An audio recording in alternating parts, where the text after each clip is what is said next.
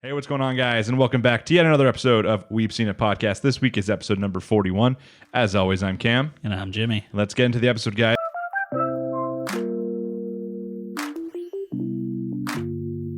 And welcome back, guys. And as always, welcome back to another week. Weeb Seen It Podcast, episode 41. 41 weeks of doing this. Yeah, it doesn't feel real at this point, honestly. Well, we've skipped a couple weeks early on. Like right now, we're really trying not to, especially when we get towards like the end of an anime season. But there was a couple weeks where we had to take a break, like when we were going to the online format and stuff like that. But there was also a couple times we doubled up with specials and things like that. So yeah, there was a couple times we did two, and I know some of those weren't counted as like an actual episode. And then later, I think I went back and counted some of them as an episode. Yeah, because it was easier. But 41, episode 41. Yeah. Either way, we're almost halfway to 100, so that's pretty cool. Yeah, we're almost at a full year, technically. Almost at a full year, which is really, really cool. I think right now we're sitting at around 525 or 530 subscribers. Yeah. It's a lot of growth from like I think our first 3 months compared to our second 3 months. Oh yeah, it was very, very different. So as always, if you guys are watching this, we'd love it if you'd subscribe. It's mainly just because we want to hit that 1K goal. That way we can do like community tabs, we can do votes, which we'll talk about in a little bit, stuff like polls for choosing which anime we're going to watch in a season. Plus it'll just be really, really cool to actually be like officially partnered, we're not going to be making big bucks or anything like that, but just having the actual partnership sounds pretty fun. Yeah, just getting that title is something you just want to get to at some point. Yeah, because I don't know, it'd be really, really cool. Like we still have a lot of plans for this. Like, we've never had a guest on still. True. Because like I feel like you want people to really get to know you before you like introduce someone else to a dynamic or something. But that'd be really, really cool. But, it's something that we've wanted to wait a little bit for. We had plans early days, but then we kind of just like pushed them back. Yeah, we wanted to really get the groundwork laid before we started bringing random guest stars. It's also a hard thing for guests to come on because, like, sure, if like we have a friend who's watched the newest episode, like My Hero, they can come on and talk about that. But then what are they going to do for the rest of the time? Yeah. Having someone who's actually kept up with everything we've been keeping up with. Yeah, none of our other friends watch all the same amount of stuff we do, so that's why it's easier for us. But that's something we want to look forward to, as well as we've talked before about like looking at other types of videos other than just like weekly recaps kind of thing. Yeah. Maybe like a structured video or a scripted video or I don't know, something else, like just general topics for the podcast. We've thought about that before, but that's something that we're all probably going to wait till we hit the 1,000 for. Yeah. So we're just going to keep on the same format for now.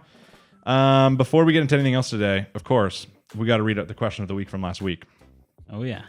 So if you guys didn't know, if for some reason this is your first time actually watching the intro, every single week in the pinned comment below, there is a question of the week. I normally make it up on the spot. And if you respond to that question, I will just read out your response on here. I'm going to try and make them more interesting. Recently, I've been using it a lot to just like get like feedback and information.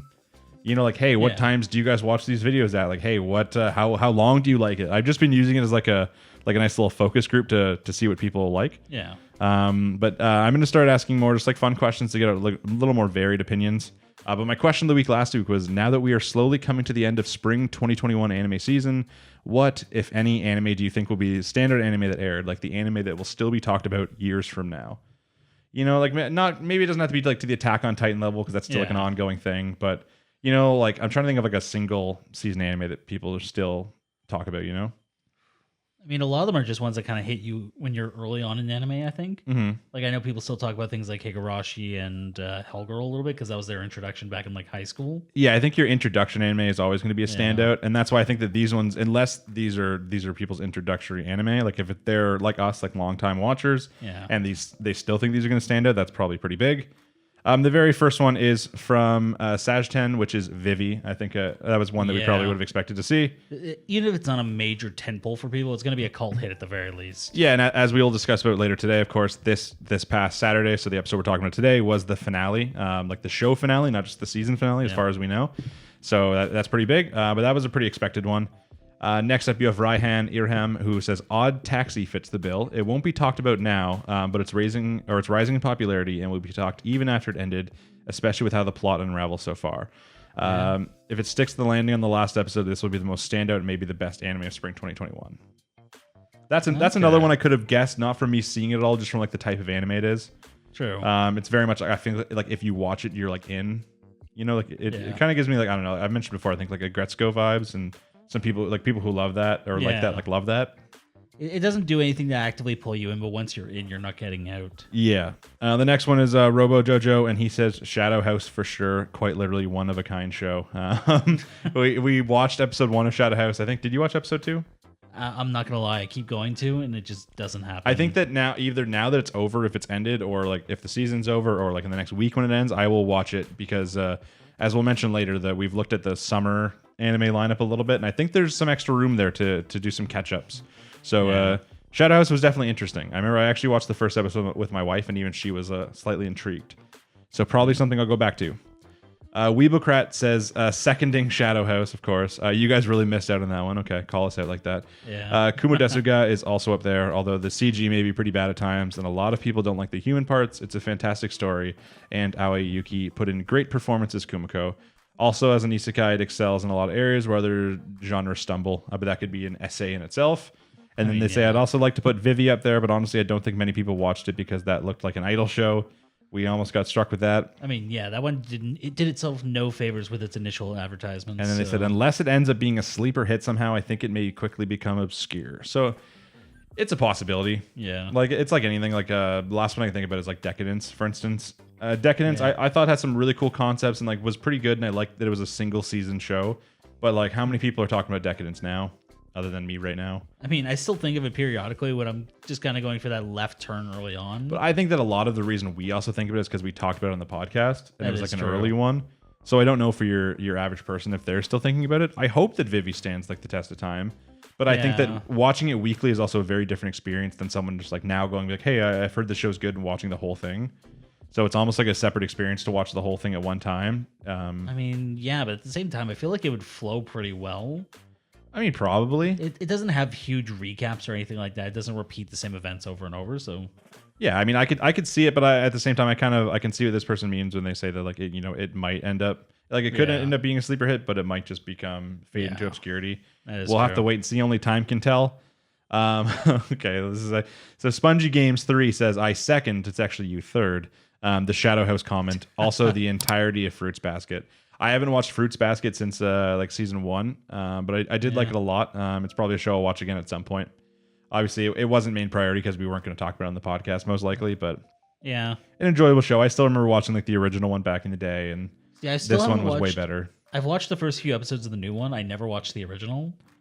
So I do want to watch it eventually. I feel like if you watch the new one, you don't have to watch the original. It's just the same thing, but better. Yeah, I think that's the case. But Kzeno says Odd Taxi seems like it's as close to perfection as possible. Almost every loose end is being tied. Every episode is a banger, and it looks like it'll nail the ending. Easy 10 out of 10. Probably one of the best shows I've watched. And then Vivy is also looking like a solid second. Really good. It's just really good. You guys know. We do know it's really good. Yeah. Odd Taxi, once again, that's a couple people who said Odd Taxi now. And then I think the next guy also says Odd Taxi. So that might be one we have to check out too. A couple clear winners this season. Yeah, the classic M, he comes in saying Odd Taxi and Vivy probably. They're both unique, refreshing, and really interesting. I also like Nagatoro, but that'll probably be buried in the bully me genre between Uzaki-chan and Takagi-san. So I mean, yeah, that genre is becoming very populated lately, I find. So I've seen a lot of stuff on the subreddits about Nagatoro that's making me really want to catch up again. A lot of it's just like taken from like the manga, but I don't know. It seems like something I'm going to watch. And once again, as I said earlier, maybe I'll fit that in between some of the summer anime since it's just going to be Isekai Central. Yeah, nice little retrospective. This is actually we have. So Sarthak Saxena here says that it's a response to someone else's, and he says, honestly, I think that Vivy and Fumetsu no Anata and the 86. I'm actually surprised because that's the first person who said To Your Eternity on the list and the 86. I think To Your Eternity more right now has the possibility of being like the big standout. The 86 was really good, and as we'll mention today, they had their first Cour finale this week. They still have a special coming. Yeah, I think it's too early to put that on like the list for like standout best, but I think like I'm surprised that no one else said like To Your Eternity. Yeah, like when it comes to like quality so far, like quality story, quality animation, quality opening, like I feel like it's a pretty big standout. It's one of those ones that's kind of doing its own thing. Mm-hmm. So I think it's kind of hard to pin it at this point. You kind of want to wait for it to get a little closer to the end. I mean, probably we're like the halfway mark right now, assuming it's going to be a 1-season show. So yeah, they were talking about what 20 episodes. 20 episodes. But yeah, we'll be talking about To Your Eternity later in the episode too. And then the last person is a response to that guy who did a response to someone else saying, agreed, Vivy was amazing. Art, music, and story were completely on point. And then Justice for Grayson, the scientist guy, though. Yeah, sad story for them. I mean, Vivy was really good. The music, especially to me, like in a lot of like the heavy action scenes when they'd swap to the music or like the performances was really, really good. And I think there's something about being a single season show that also makes it feel more like impacting. I don't know. It does, because impactful. it feels like it's actually done. Mm-hmm. It can get its message out. It can do what it wants to do, and then it's done. You don't have to worry about them dragging it out with a second or a third season. Yeah, there's so many people that you see on like the subreddits being like, oh, but like if you think about this, there's a possibility that there's another season. You're like, okay, there's a possibility, but like the guy, I'm pretty sure the guy's just okay. He just puts it out and done. You know, just a one season kind of show. You don't necessarily need another season. That's the thing. So yeah, and I think that we probably will not see one, and. You know, I'm kind of sad for stuff like the subreddit, who will just slowly probably fade away. There'll always be people keeping up on stuff like fan art and stuff, but probably going to fade a little bit. But that's okay because they didn't let us post anyways. Boom, got them. But that's it. Everything for the question of the week. So if you guys want your answers read out next week, I'm going to try and make it a little more fun this week and get just some more fun opinions and different answers. So keep an eye out below. Comment on it. We'll read it out next week. Before we start into this week's episode, is there any news? We got any fun news? We never write any news down. It's a really casual news section. Yeah, I always see stuff throughout the week, and I always think I should say that on the podcast. I think like the biggest news right now is that I took a list down of the current anime we're talking about, and it's like half isekai. Well, like the stuff we're currently on.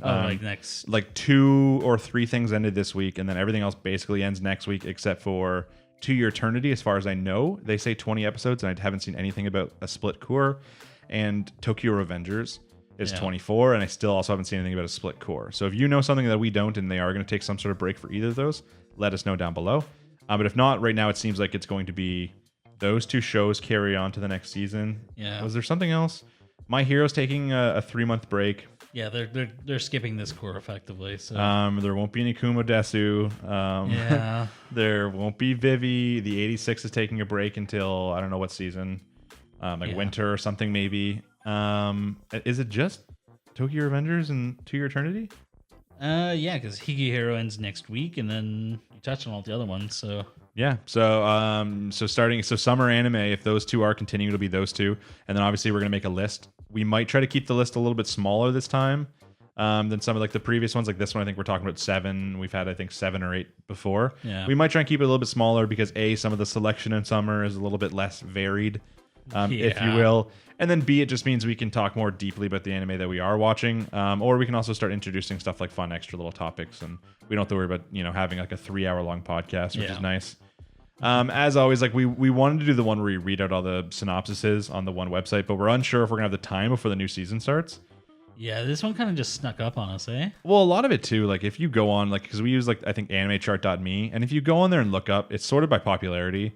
And like the options this year for summer anime are like a lot of isekai, like 90%. There's a couple like, there's a couple like that starts off with like Reincarnated as a Slime, which is very popular. But like immediately after that, you start getting some anime that like, like the popularity on them like drops like a bunch, like stuff that you never heard about, or like new seasons and stuff. Like it's definitely not as big as the last 2 seasons we've had. So I think we got to try and pick out some of the ones we think are going to be really good.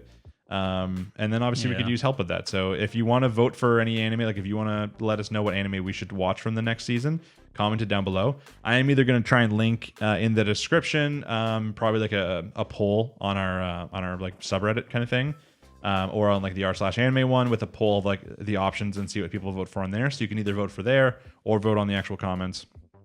It's just an extra spot until one day we get that cool community tab and we can just do it on our own channel. Almost there. Because we just want to, obviously, ideally, when we start the season, we want to start the season with the ones we're going to watch the entire season. We've like rarely had to ever drop a show.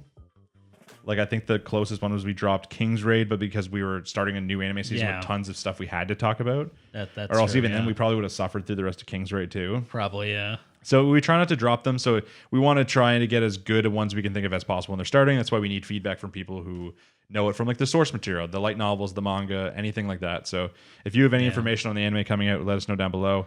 As always, we're going to try to get a genre mix if we can. We don't want just isekais. We need a trash show in there too, of course, like a nice degenerate show. Having like one romance or one slice of life is always nice. Mystery horror, if they have it, is always cool. So, it's kind of sad to say that after we skipped Shadow House the season. But... Yeah, it is. I mean, it was also kind of a big season with a lot of shows too. Oh, it was, like if Shadow House was in summer, like we definitely watch it because there's limited other options for something in the same genre. Yeah, so just leave a comment down below, or if you can, if I do post a link in there, click on the link and go do like a vote in the actual like Reddit for the poll, because it makes it even easier to look at there. And I think other than that, I think we're good to actually get to the episode. Yeah, I think the only other thing I've heard is they're dropping a new Chainsaw Man trailer for next week, but that's the only other thing I've heard. And that's not coming out summer, right? That's a fall anime. So. Okay, well, hopefully fall is going to be an absolute banger then. I wish it was summer. Jeez. Yeah. Either way, just make sure you guys look down below, comment on any comments, anything like that. Leave your vote for whatever you want to watch. And I think we're just going to get into the actual episode. All right. So before we do, we have to crack open our non-sponsored drinks. Not sponsored by Dasani.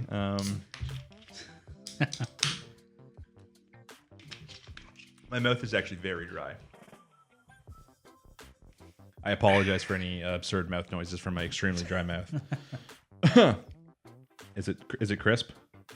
Oh, yeah. Jealous. So, like every other week for the last little while, we will, of course, be starting with Kumo Desu ga Nanika, episode number 23. My old friend, why? So, as always, in the past couple, not always, but in this past couple weeks, I took some nice little notes just to keep us on story track. But before we even start talking about the episode, we got to talk about the fact that there's only one episode left. Yeah. We got to give a brief little shout out here to the Kumo Desu fans having only one episode left. We've mentioned this before. I'm pretty sure based off comments, if I could run some numbers or something like that and see what percentage of comments are just based on Kumo Desu or the flow from the Kumo Desu subreddit or something into our actual YouTube videos, it would probably be insane. Yeah. So one of the things I'm going to specifically ask all the Kumo Desu people is leave a comment down below. Let us know if you're going to stop watching the podcast when Kumo Desu ends and maybe wait till the next season, or if there's a show in summer that you're interested in watching that you want us to talk about, or even if you're just hey, I'll just watch their show and see if they talk about any shows that sound interesting by starting with this episode number 1. Maybe you can watch along with us. Just because I'm curious, and obviously we expect to see often when we change seasons, there can be a big dip in views or a change in subscribers, stuff like that. Stuff can change really fast. And I think that Kumo Desu is going to be the one that probably hits the hardest. Oh, yeah. That's been a huge part of our fan base for a while now. Yeah, so just out of curiosity, if even if you're someone who's hey, I only watch you guys for Kumo Desu, so what I'll do, I'm just going to wait till season 2 comes out and then I'm going to come back, just let us know down below. And that just helps us kind of figure out what's going to go on, because it's probably going to take a little bit of a dip when poor little Kumo Desu's gone. Maybe just throwing us out here, if we get enough people commenting that they'd want to, at some point we can check out a light novel or something, do a review on one of them, do some bonus Kumo Desu content that isn't just the anime. Find out exactly how much we missed from the first arc. Yeah, it could literally just be us reading it or doing a comparison between what was in the light novel versus what was in the actual show, stuff like that. So if you're just a fan and you want to find some way to stay on the channel, let us know how down below, and we'll just get into talking about this episode. So I was trying to remember, we got Kumiko in this one, didn't we? Did we? I'm sure I'll learn in my notes when I go through it, but I'm trying to think without looking at them. I think we got some Shiro. That's it. Yeah. Yes. So we got unconfirmed Kumiko. But the next episode seems very Kumiko though. I'm pretty sure based off what the title was, if I can remember what it was. But on the next time, it seemed very Kumiko. But either way, we start off in the current time as one of Ariel's followers in the Demon Army says that he can handle this and tells her to go find her real prey, aka Potimas. So that's kind of good to know that she's she doesn't really give a shit Shun's there. It's not about coming to find the hero. It's not anything specific. It's just hey, I'm fucking done with this rivalry with Potimas and the elves. She's I'm just gonna take him out once and for all. Yeah. And the whole Hugo thing is basically just a distraction to keep them busy and help her get in and that kind of stuff. So. Yeah, he's literally just a pawn. Yeah, so it says that we then cut to the elves, and Potimas is in, I literally wrote, a weird command room, because this is I'm picturing elves, right, in trees and forests. Yeah, it was pseudo-scientific. And yeah, he's in some sort of army command room with the multiple screens and all the elves at the keyboards and stuff. It looked like an SAO scene. Yeah, it was very strange. I was this is weird, but I guess it kind of makes sense for some of the Kumo stuff. I don't know. It seems very weird for elves, but in a world that's video game and there's administrators and stuff, kind of makes sense. But he basically explains that the demon army, what the hell? Oh, I think I was what did I write here? He explains like to leave, like to let loose like all of them is all he says. He doesn't give a every specific unit thing on the field. And yeah, and I originally was like, oh, is this like he's gonna release the reincarnations? Have they like been that's what training I them? thought. And then instead it's just mechs. You see like a short shot of like some sort of mech robots before we cut to the actual opening. Yeah, like I was honestly expecting like Final Fantasy, I think it was 3 mech armor or Magitech armor. Yeah, like the Magitech where they're riding in it or something. Yeah. I just thought that they've been like, training since they're elves, and they're stronger, smarter, something probably in this world. Yeah. I thought maybe they were just training the reincarnations to be strong. They were just gonna like let them loose here. Because like even if it wasn't that effective against like the demon lord, the average reincarnation is probably way better than like the foot soldiers. I mean, I would hope so, yeah. So They're literally born with a cheat skill. Yeah, so even just like letting them out to deal with a big part of the army. But then when they cut to like mechs before the intro, I'm like, okay, or that. Like I guess like why not? They already have these like it's so unelf like to be in this like weird high tech command room and then to use mechs. I mean, they kind of break a lot of the elf stereotypes because we even had like the elf brigand styles, like going after kids. So Yeah, I guess like the elf bandits, the Yeah. elf kid snatchers, and I don't know. I guess the elves are kind of always depicted as like a they think they're a little bit better than other people, but I feel like the elves in this are like hardcore. yeah, they just don't give a fuck. Yeah. Then I just said that we get Shun absolutely shitting on Hugo with his dragon power skill that he acquired from the I think it was the Earth Dragon when they decided to take the fast route. the one they beat in the labyrinth. And then it's just basically like Hugo is just getting his shit absolutely kicked. Like from the last episode, we probably thought there was gonna be more of a fight.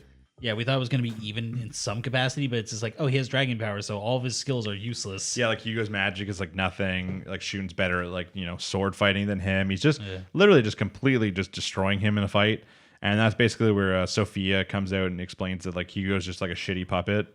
And like now because he's like, oh, now help me, Sophia, and she's like, I thought you said you didn't need help. He's like, I don't care, kill them all, kind of thing. Like I'm like, come on, Hugo, you could have at least been like a man about this.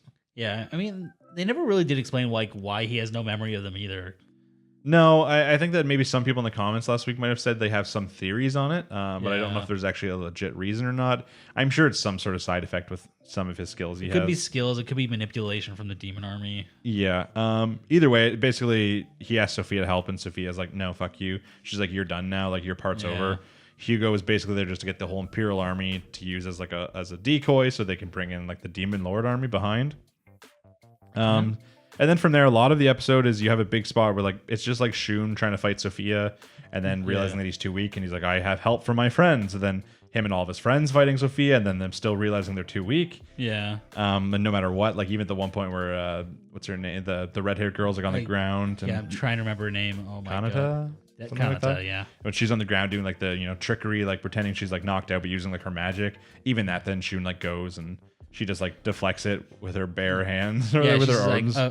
It like didn't even like punch through like her cuff. Yeah, like it's it did nothing. And she even comments that like he's still so weak he didn't even like aim for the head, but not that it would have done anything different anyways. It's like you should have gone for a vital point, but yeah, I think the only thing that was actually interesting here for this part was how like the two reincarnations, like the other two, went off to fight her like manservant guy. Yeah, who's like freaking general. Yeah, who's like I think he's the general, like the 4th unit, like the 4th division. 4th or 2nd, I think. I feel like it's 4th. I'm sure someone in the comments will correct either of us if one of us is wrong, but I think it's 4th. I mean, but he goes to fight them, and like we obviously seen him in the past, and he looks much more vampire-y now. I mean, yeah.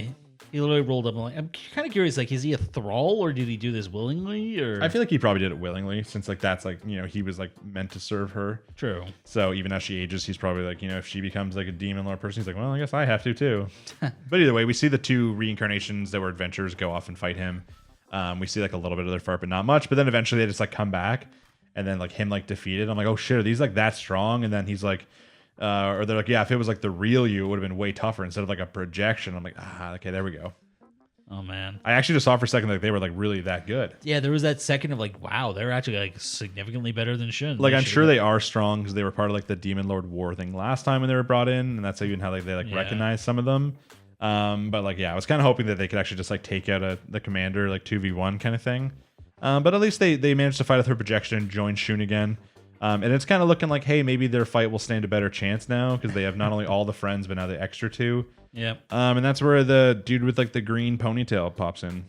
Yeah, and just an absolute beatdown from there. Yeah, he just like freaking kicks the two adventurers like in the face when he comes in. Obviously, we had a pretty good guess as to who this was. Yeah. I don't know. I don't think the show was trying to hide it too much at this point. Like after I think we saw him last week in the post-credit scene. Yeah, they showed him. But yeah, so I wrote Kyoya drops in and kicks their. I wrote kicks their ads. He actually kicked their asses quickly before telling he doesn't understand why they fight for the elves. And then he just says, like, why are you fighting for the elves? He's like, they're like, oh, like the elves are just doing this. And he's like, oh, from my point of view, the elves are the bad guy. Yeah. I was about really close to just quoting the Star Wars line where it's like, in my point of view, the Jedi are evil. But yeah, so he basically explains it, and like, it's hard to kind of deny him, but I mean, they definitely did some shady stuff. it's also hard to really side with the Demon Lord's army, but like, we haven't seen like the Demon Lord's army like do crazy bad things. Like we've seen them, they're like in a war against them or whatever like that. But like that's just war in general. We're not seeing them like go out and like murder children or like kick babies or anything like that. So yeah, they're not actively doing harm on screen at the very least. Yeah, so. like we're not seeing the classic like Demon Lord's army, like skeletons roaming the lands and like killing all the people or anything like that. We're seeing pretty much just like as if it was a regular war, except for like they're also the Demon Lord's army. But like we're not seeing anything crazy being done by them. The worst we've seen is just a disregard for human life. But yeah, probably more evil than that we've seen so far is honestly just like some of the shit the elves have done. But really, that's arguably like Oka Sensei's fault. I mean, yeah. To begin with, and I guess Potimus then has kind of become a little bit obsessed with like the reincarnations and stuff. But I mean, he makes a good point about the elves not being that great. Yeah, but I mean, like they're assholes to like every other race. It's like at this point, it's just shades of gray, right? You have to pick a side based on what they're doing. So. Yeah, I think that the main point here is that like, obviously Shun's not gonna like the Demon Lord's army because it was like the death of his brother. Not only that, but like, the hero was deliberately designed to defeat the Demon Lord, and he also comes from Earth, a place where there's always like the stories about the Demon Lords and that kind of stuff. It's the classic hero versus Demon Lord. It would be kind of interesting to see him swap to the Demon Lord's side. I mean, it'd be interesting. Do you think he would lose the hero title if he did that? Yes. I don't think that hero and the Demon Lord could be on the same side. Yeah, but like, can you lose skills other than like through skill removal? I don't know. I guess that it would depend. Like if it goes completely against like the nature of it, maybe. Maybe, yeah. But either way, so like they're just having like a little bit of a battle of wills for a second, and it's the classic thing like we've seen a couple times when showing off some of these characters on the Demon Lord side. They seem very chill. But they also seem like they're like set. Like they're not like, oh, I'm debating. I don't want to fight my friend. He's like, yeah, sure, I'll fucking fight my friend. Yeah, I think they're all in the same boat as Kumiko in the sense of that they had to fight to live.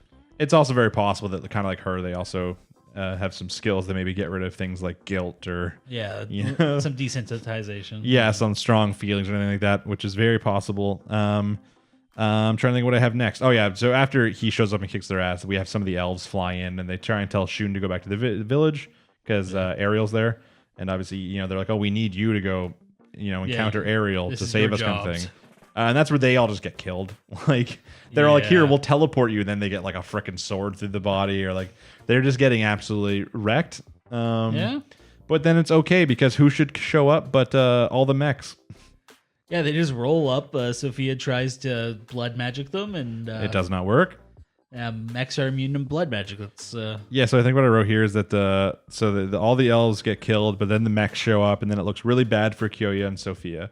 And I wouldn't say it looks very bad. Like they don't look confident, but like the words they say, they're like, "Oh, this could be the end of us," kind of thing. Yeah, I'm sure it won't be, but well, I mean, because they also show just before this, they show Shiro going, "I wonder what's going on over there." She starts walking towards the battlefield. It's actually a post-credit scene. Oh, is it? It's actually just after that. Yeah, I always write down the post-credit scenes now just in case. But yeah, the post-credit scene is Ariel and Shiro chatting about how Potimus must be getting serious if he's using his mechs. And then Shiro hears noises and leaves to go check out the battlefield. So I have a feeling she's going to come out and just rot all the tanks. Yeah, like they're immune to blood, but they're probably not immune to rust. Yeah, so I mean that's a good chance of what's going to happen with that. I don't think that we're going to have Sophia or Kyoya anything close to dead now. It's still a possibility for Hugo. I mean, maybe. Did they actually strike Hugo down? No, Hugo's getting pissed, and I think now he's even more pissed at like. He's like pissed at everyone, but he might be more pissed now at Sophia. Yeah, I don't know who he's going to try and stab. Than he is at Shun because he hates like the thought of being used. So yeah, I think he might, if anything, maybe he attacks Sophia and them, and then since like his job's done. I mean, she was deliberately told not to kill reincarnations, as she mentions a few times in this episode. Yeah. You think that's because they're going to try and feed it to the administrators? Maybe it could be like part of the plan, or it's still possible like the Demon Lord's plan isn't bad right now. Like the Demon Lord's plan, or like the Demon Lord's army plan, is to somehow save the world by taking over it and doing stuff. Yeah, just consolidate all the power as opposed to having warring factions. Yeah, my current theory, I've gone back and I've decided that my current theory is that Kumiko is the Demon Lord. You know what? Honestly, just based on the personality, I was wondering that. I think that what happens is Kumiko will die. But it'll be like the part of Kumiko that'll like be like what said like to the teacher that she died, but then the body brain of Kumiko will slowly take over Ariel to the point where it actually becomes Kumiko in Ariel's body, and that's why like the personality seems like so different. And that maybe Shiro is like someone like one of the other siblings or another part of her, something like that. Like maybe we're still right, she does some sort of body split, but I don't think that it could like Shiro could just be Kumiko. Their personality is just way too different. One's like very, very soft and like reserved. Yeah, I mean, I think part of it is that we haven't actually seen Shiro do anything. Mm-hmm. Like I'm pretty sure she was smiling when she guffed Julius, but other than that, yeah, we haven't seen any actual emotion. So, but like the personality, obviously we showed in like the last episode how like the body brain being inside Ariel has changed her personality with like the name of like the attacks and stuff like that. Yeah.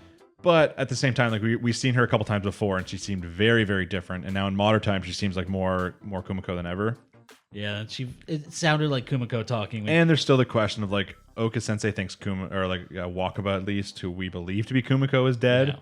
Yeah. And if she thinks she's dead at some point, she has to die to a point where like it would actually change. Because as we know now, it's not just like she heard a rumor. She had it. She like had the skill that said like she's dying on this day. Yeah, that is true.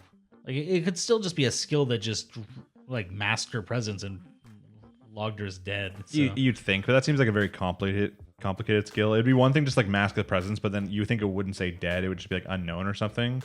But I think there's a chance that she somehow actually dies, and then her being grows inside Ariel until she like takes over, and then she's on some sort of plan still to save the Earth by having her cool Demon Lord army. I don't know. I mean, that is possible. The question is, would that still be Kumiko? I mean, I guess that depends on how you look at it. If really like Kumiko brain is taken over, then yes. It would also make sense for why Sophia follows her so much. Being that like Kumiko like protects her shit ton as like a baby and stuff like that. Like we might see that relationship grow at some point. I don't know. There's a theory there. I think I've changed my mind a few times as to who Kumiko actually is in the future, but that's going to be my current guess. Okay. We'll see how it pans out, but that was mainly a lot of battle, a lot more kind of projection or PowerPoint presentation fights. Yeah. It wasn't as bad as last week, but there also wasn't that much action. It was a lot more like talking in between. It was like they all go for attack, it fails, and they talk about it for a couple minutes. Yeah, it was a lot. It made me think of like the old God Eater games almost, just the way the animation kind of clashed. And yeah, we've mentioned a few times, but the animation just always reminds me of like a shitty like old like 3DS cutscene or something, or like a GameCube cutscene. It's one of those things that's not necessarily bad, but it's not. It's not necessarily great. Yeah. I mean, I will agree that the fighting animation isn't the reason why I watch it. Oh yeah, obviously, if you put great fighting animation to an anime that also has like great story and stuff like that, it's going to be even better. I don't think anyone's doubting the fact that if the show had better animation, it wouldn't be better, but it's still good for what it is. Like, I don't think it breaks the show too much. Like, I don't think it's a make it or break it situation. But as I mentioned last week, I'm hoping that if the show's done really, really well, like in popularity, that maybe for season 2 when they come out, they up the budget a little bit. Yeah, or I don't even know if this is a budget issue. I think this might just be the nature of CG at this point. I think it's also like the studio it was given to as far as the CG goes. So like we've seen anime before change studios through multiple seasons, so it's very possible. But if you like this episode, if you have any thoughts, or as always, if you want to correct anything we said, or give us any background information that isn't too spoiler heavy, leave it down below. If you have something very spoiler to say, make sure you spoiler tag it so we know. Because everyone wants us to go in fresh, and we want to go in fresh, so we don't want anything too big spoiled from the current light novel / manga situation. And yeah, guys, we only got one episode left. One episode left of Kumo Desu. I'm sure that the show's done well enough to receive a season 2. I'm hoping. I'm positive. Even just seeing how many people have come over from like the subreddit onto this channel and stuff. Let's put it this way: if I'm Standing on a Million Lives got a second season, they must have been planning that one early. Like they must have already had that like ready to go for season 2. But I hope it gets a fast one. Like I hope like once it ends, it doesn't take long for us to hear about a season 2. Yeah. Or even be like, hey, season 2, like frickin' winter this year, or like season 2, spring next year, something along those lines. Yeah. Oh, that would be amazing. Just like a 1 year max kind of thing. And yeah, as I said, obviously we have next week's, we have the finale. Stick around for that. You have any predictions for the finale?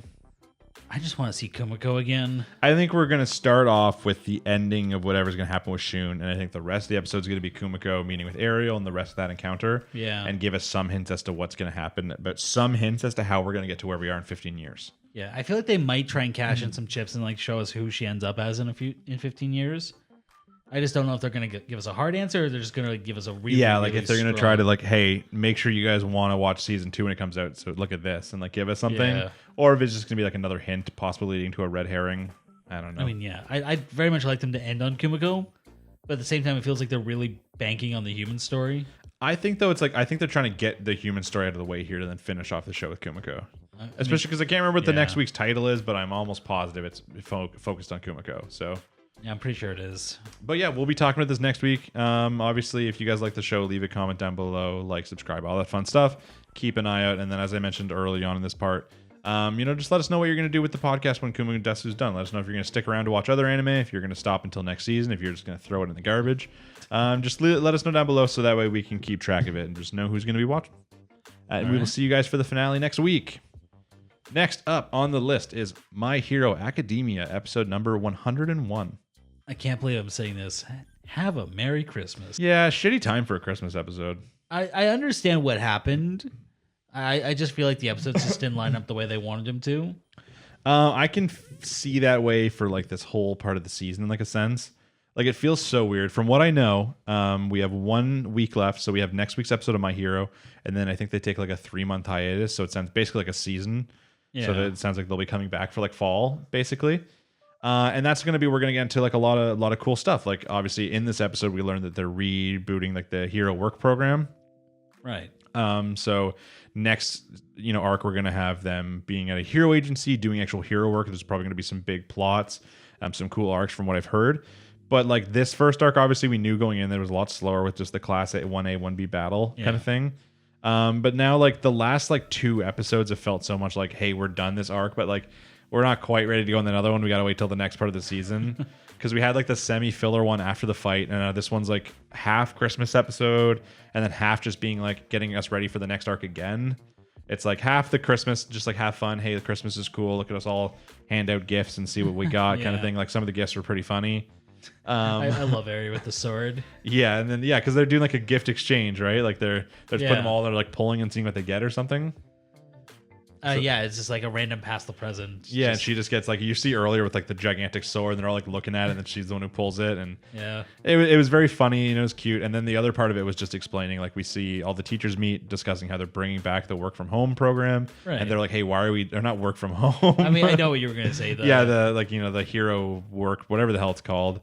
They're bringing it back, and they're like, hey, why are they doing this now? And it's because like they kind of need to. Basically with like publicity with heroes and everything going on. Yeah, because the episode starts with like a bunch of people rampaging, basically. Yeah, I mean, you see, it starts with like current city. I don't remember what it was called, like Daika or something like that, being like completely destroyed. Yeah, I'm pretty sure you see Shigaraki. Yeah, that's what I thought too. I was like, is that Shigaraki? Because it looked a lot like him. I'm pretty sure it is, and they're just trying to pin the blame on random people. Okay, because I wasn't sure originally if that was like a future thing that was coming back, but then they mentioned it multiple times in the episode.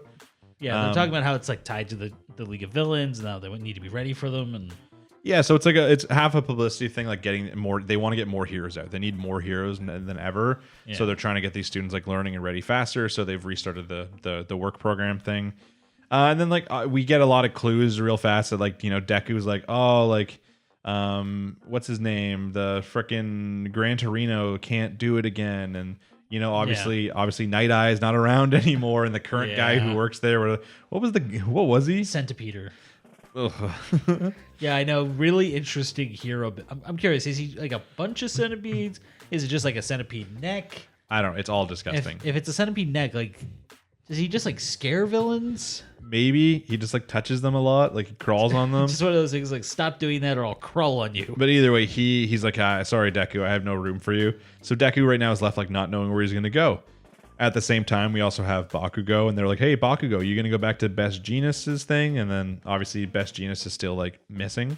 He's still Mia right now. So he's not going back there. So he's thinking about it. He's also like remembering the stuff like Best Jeanist tried to teach him about being a hero. Yeah, I think we're actually going to get Bakugo's hero name soon. I think so too. That was definitely the strong hint there. I mean, there's a good chance we also get Shoto's hero name instead of just being Shoto. I'm actually kind of curious what Shoto will go with. Flash freeze? I don't know. Or freeze fire? Because we know we're going to get something explosive from Bakugo. Yeah, but not like explosive death man, whatever his name was. Murder, death, explosion. Yeah, something that doesn't involve king, murder, or There's a chance either it's just going to be some sort of weird combination between ice and fire for his name, or there's a chance it's something either named after like his father or brother or something. Like, you know, like if his relationship gets real good with his dad towards there, because obviously we have theories about you know, where they're all going to go for their work study. I'm pretty sure based off the next episode they make it obvious for at least one of them, but I'm positive all three of them are going to Endeavor. Oh yeah. Well, he literally walked up to him and was like, "Hey, you guys want to go work with the #1 hero?" Oh, so was that a post-credit scene? We decide this? I actually didn't check. Because My Hero doesn't typically have post-credit scenes, so I would never stay to watch. I'm pretty sure it was, because there was a lot left of the episode when they got to the end, because the Christmas cut came to the end. Okay, well, I'm going to go back and watch that. But yeah, a lot of it was just like...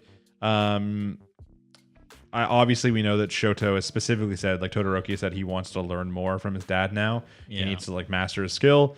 And then plus like Bakugo just being like one of the best current like people in the class, mixed with like he's kind of similar to Endeavor in a lot of ways. He's not very hero-like on like the surface. Bad personality, a lot of power. Bad personality, lots of explosive power. So I think that Endeavor now realizing like how like some of the shit like so the way he acted in his like not even youth, even like a year ago was like not great. Like he now is trying to live up to the All Might, like the, you know, being the #1 hero.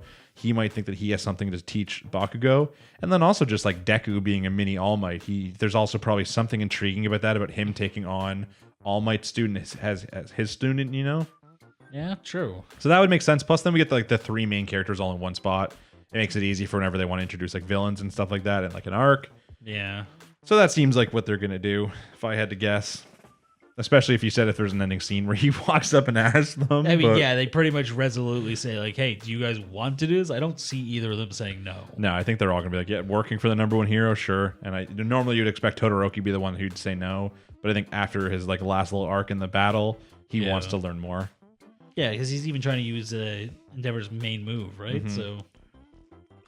Yeah, even in this episode, the people in the class at Christmas are talking about like, "Hey, oh, can you use that move?" And he's like, "I'm not good enough yet." Well, it wasn't even during that. It was during like the interview or like interview lesson. So I think they mentioned it at the Christmas thing too. Did they maybe. Not? Either way, it was like an enjoyable episode, but it just feels like the pacing is really weird right now because obviously they're like they want to start the next arc, but knowing that they have this like 2-week or like 3-month break is obviously kind of affecting it. Like they're like, oh, should we stop it? Like, should we keep going? So like next episode, I think we're gonna get to Endeavor's like thing and like get it started, but then we're gonna take a break for like months. So seems weird pacing. I'm sure they just needed to get through this battle arc. You couldn't really skip it. It had some important stuff like Deku's learning his kind of quirks part of the whole one like for all, how deep it goes and gaining the access to what's it called, Black Whip?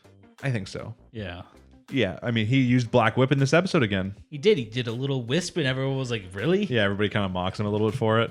I did like I thought he was going to do well at like the fake interview part because I think that if you remember, was it season 1? I feel like maybe I'm thinking of something else. I'm thinking of a moment where like maybe I'm thinking of something else. I was trying to think of a moment. Is there a chance where there was a part where like one of them walked up and gave him like a fake interview and he answered pretty well? But I actually think I'm thinking of a different anime. I think you are, because I think the closest we've ever come to him being interviewed is him like talking to random people. Yeah. Either way, it was a funny episode. It had like nice little cool stuff like the Christmas, the gifts part was really funny. Yeah. There was a couple of them other than just like Area with the big sword. There was like the drawing. I can't remember what the hell the drawing was of. Oh, I can't remember. I know that I Cannot Stop Twinkling gave a picture of himself. Yeah, that's a classic. Oh no. There was one. Ida got bars of gold from Momo. Yeah, that's what there was. Like, yeah, there was bars of gold. There was like all this like random shit. I'm like, what the hell kind of gift is this? I mean, can you imagine if Uraraka got the gold? Yeah, because then she could just make it weightless. Well, her whole thing is she wants money. I guess. And she's like, oh, I don't need to be here anymore. She's like, oh, thanks, UA, I'm done. Neat. I mean, I feel like there's got to be a law about you making money with your quirk. So she might want to keep hush about that one, or else that would literally wreck the economy. I mean, is it actual gold or did Momo just like produce gold? I don't know. That's what I don't know. Unless like I guess she's rich, right? So maybe she just took gold. Is that out the of reason her her family's rich? Those are questions. See, these are questions that they need to start wondering the economy. Oh my god! Next art turns out Momo's family's evil. Yeah. But yeah, so that's pretty much all of My Hero. Obviously, we're going to be talking about it next week, and then we'll be taking a little bit of a break going into the next season. But if you're a fan of this episode, leave a comment down below, like, subscribe, all that fun stuff. We'll be back next week to just kind of finish off this remaining like arc. It's not really like we're not. It's the weird thing. We're not finishing off an arc. We're like starting one, but then leaving it. Yeah, we're finishing the interim. Yeah, it's strange, but either way, we'll be back, and of course, we'll be talking about it next week, and then we'll be talking about it when it does come back in the fall. Yeah. Next up is Vivy, episode number 13. Fluorite Eyes Song. Which was, of course, the finale. So the very last episode of Vivy. So it's kind of weird to discuss. I feel like a lot of this episode, to me, wasn't needed. It's so strange, because obviously there's some nice parts, but I don't think the ending like destroyed the anime. But I didn't really care for the ending that much, just in a sense where it was the last episode, right? She went back to this time change it. And the only difference this time of like her getting there faster to me didn't seem to like it should have made a difference when she could have just sang. Yeah, I know that there was some image or symbolism from her singing on that stage because that's where she always wanted to end up. Mm-hmm. And like the moment with the little girl that was a hologram. But like in general though, the singing didn't do anything because they still put the program in and that's what shut everything down. So what the fuck did the singing do? The point was in the last one, the archive literally said like, hey, if you sing, we will stop. We will stop this war. We're going to take that as like you making the choice that humans are worth plugging it. in and doing the program was Matsumoto basically getting the song to the archive. I don't think it was. It was the same thing as last time. It was just the shutdown program that they used previously, and they used it to shut down all the AIs. I don't know, because he was talking earlier about just creating a window so that she can actually get the song through. I don't know. I think it's multiple layers of this. The whole thing to me just seemed like they could have feasibly ended it last week. And like just like after she kind of gives up to go back, and then like you add like either 2 extra minutes by taking away the ending or something like that, or putting like the ending mixed with some of the credits as like an epic song plays where she sings and then like the thing shuts down. And it's like, because that's really all that happens. It's like, we see now that she went back faster to the humans. They're able to muster more people before the actual date, which gives them a better chance. Plus they know about the security door is going to shut. So they have a little bit more time to work around it, thanks with the knowledge she has from the future. Yeah. And then it's like, so they do a little bit better at that part, which helps them get into the thing faster. And Matsumoto manages to put like the system in. Obviously, Vivy goes to the stage. She has like her old like assistant thing comes up, basically tries to stop her. Yeah, Navi starts talking to her, and it's like your job is just to sing.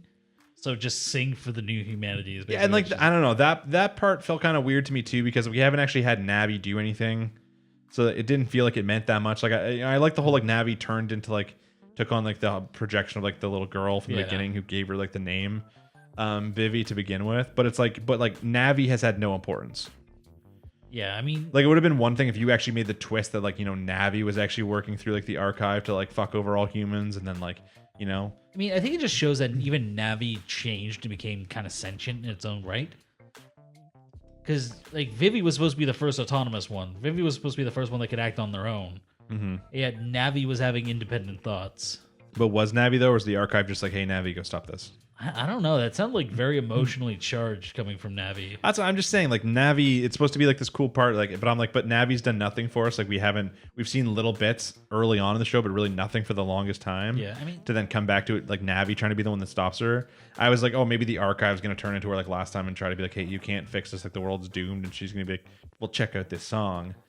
But I mean, I don't know. It just to me, like the ending wasn't bad, but I don't know if it was that necessary. I feel like they could have definitely done the show in like the 12 episodes or. I get what you're saying. I do think it serves up some sort of purpose. Just having her go back to the start and perform there, and even dealing with Navi, who was her original partner before all this. Because we saw a little bit of Navi when she was Diva, didn't we? Or was that a different AI that was assisting her? I do not remember. Maybe it was just the archive I'm thinking of. Maybe that's what because when originally Navi came in, I thought it was like the archive too, and I was like, oh wait, no, that's like her little assistant thing, like from like episode 1, and yeah, I don't know. It just felt like really weird to try and bring that character back in as a thing. But then pretty much so Diva like sings or like Vivy sings, And then at the same time where Matsumoto gets the thing inside there, everything shuts down. And then after that, you just like does it go credits and then you see the last scene, or do you see the final scene before the credits of like short-haired diva? A short-haired diva is after the credits. Okay, so you get short-haired diva, obviously like waking up, which means like some people are like, hey, this is an opportunity for season 2. I'm like, I don't think it is. I think this is like an ambiguous ending of being like, hey, is it just gonna all happen over again? Because like because there's that question of like, did they get rid of AIs and just kept Vivy, or are they like, hey, we can do the AIs again, like this time we won't fuck it, this time the AIs won't want to kill us, like I think we found out what went wrong, let's start this one back up. We're gonna put in a clause on the programming that says never kill humans. So yeah, I don't like it was I think it was supposed to be a on purpose ambiguous ending, to be like, hey, you can kind of create your own ending from here, like do you want it to go at least like, Diva's still alive, does she have all the Vivy memories, who knows? Like where's Matsumoto at? Don't know. Yeah, because it seemed like Matsumoto got guffed in this process too. So yeah, so it seemed like anything. Like you'd think that it was only things attached to the archive, but I think that the Matsumoto's big thing was stopping the satellite. Yeah, because as all the satellite lands, one's going right for like Neoland, right for Vivy, then he flies in and takes it. So I think that was like his last moment. Did we really get a final moment from Elizabeth? We did in the original timeline, but I don't know if she went out in this one. No, she was still alive. She was helping like rescue people afterwards. But I wonder if she shut down if the thing did. No, after the shutdown, she was still walking around because she had never connected to the archive at that point. Okay, so yeah, so Vivy wouldn't have been shut down from it automatically then, because she just kind of she's like connected to the archive, but like it doesn't separate. I don't know if that's just like the archive's choice was to make her not go crazy. Part of it was the sisters were independent, right? Mm-hmm. So I think having that free choice where the archive doesn't determine all your actions is what gave her the ability to do that. But I mean, I think that it's always a good choice for the anime to leave your ending kind of ambiguous in a sense, because then that leaves people to wonder. Like it always reminds me of like it used to be more ambiguous than it is now, but like Code Geass R2, like the old classic debate of like, oh, did Lelouch die? Is that Lelouch driving the cart at the end? Like it's like you leave that kind of thing for like fans to talk about for a long time, and then you put out R3 and fuck it up. I mean, I was right. That's all that mattered at the old time. But yeah, it's like stuff like that. So people can debate now for a while if like, if it's the same diva, if it's like a different one, if like Humane's going to do the whole thing again, if this is like some sort of like, I don't know, alternate timeline, who knows? People can discuss whatever they want. It leaves it ambiguous for people to guess, but I don't think it's just like a, hey guys, we're getting a season 2.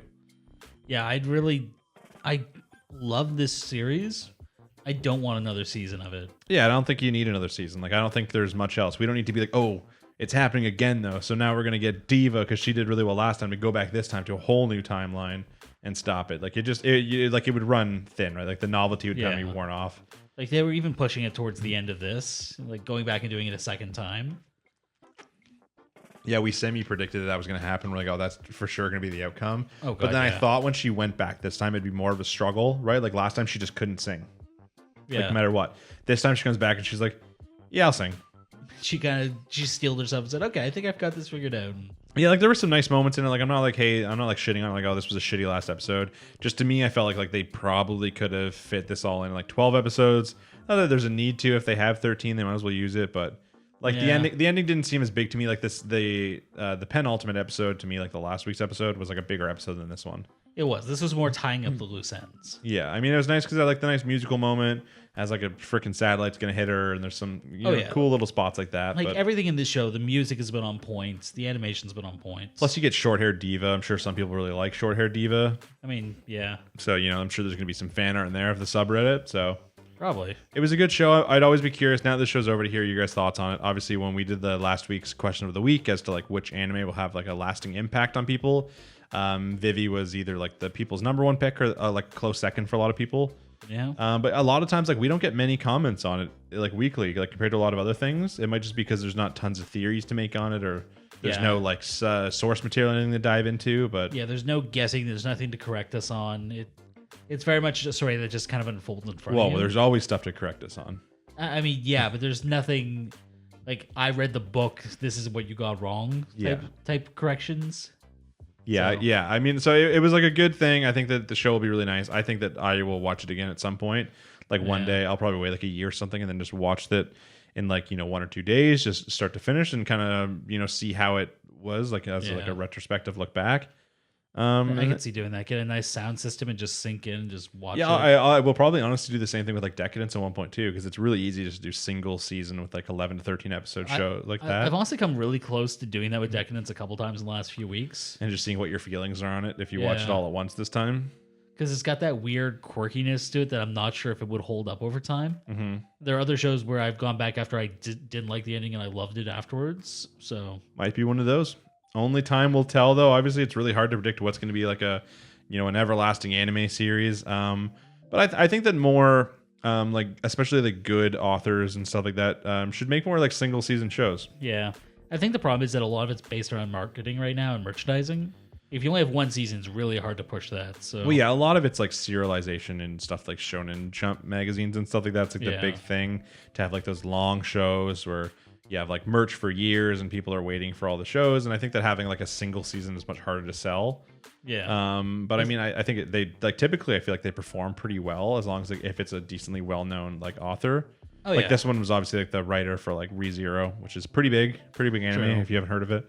I think I heard that name once. So I think that not only did that help with a lot of people starting up on it, but just like the actual look of the show, the animation, stuff like that. Like early on, people were like, as long as they got past the synopsis of it being an idol anime. Yeah, I'm still not really sure how that ended up happening. That's just that website. That website, sometimes the synopsis, like you remember the one for To Your Eternity. Oh yeah, like, they watched the trailer. It's like, okay, I got it. Yeah, like that. The synopsis just on the website just weren't very good. But yeah, I don't know. I'm excited to see what people think about the show in the future. Obviously, now that it's over, I'm excited to go back and look at like the subreddit sometimes and see if there's still like an ongoing fan base, if there's still like a lot of character art or stuff like that. Like, it'd be interesting to see now that it's done.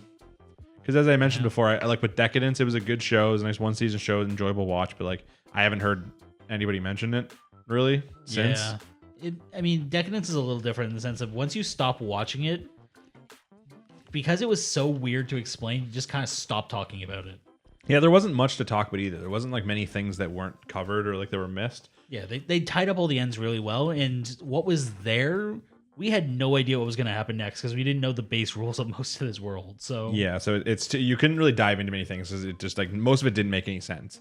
And the show's like, hey, we're okay with it not making sense. It's like, here's a bunch of miscellaneous robot people. One's significantly bigger than the rest and has a rocket launcher. And yeah, a lot of it's just like, we don't understand this world, so there's nothing extra to predict. Yeah. But yeah, so however you guys felt about Vivy, let us know down below in the comments. Let us know if you enjoyed it, what you thought about the last episode, if you're like me, and you thought it was, it was okay, a little bit mid.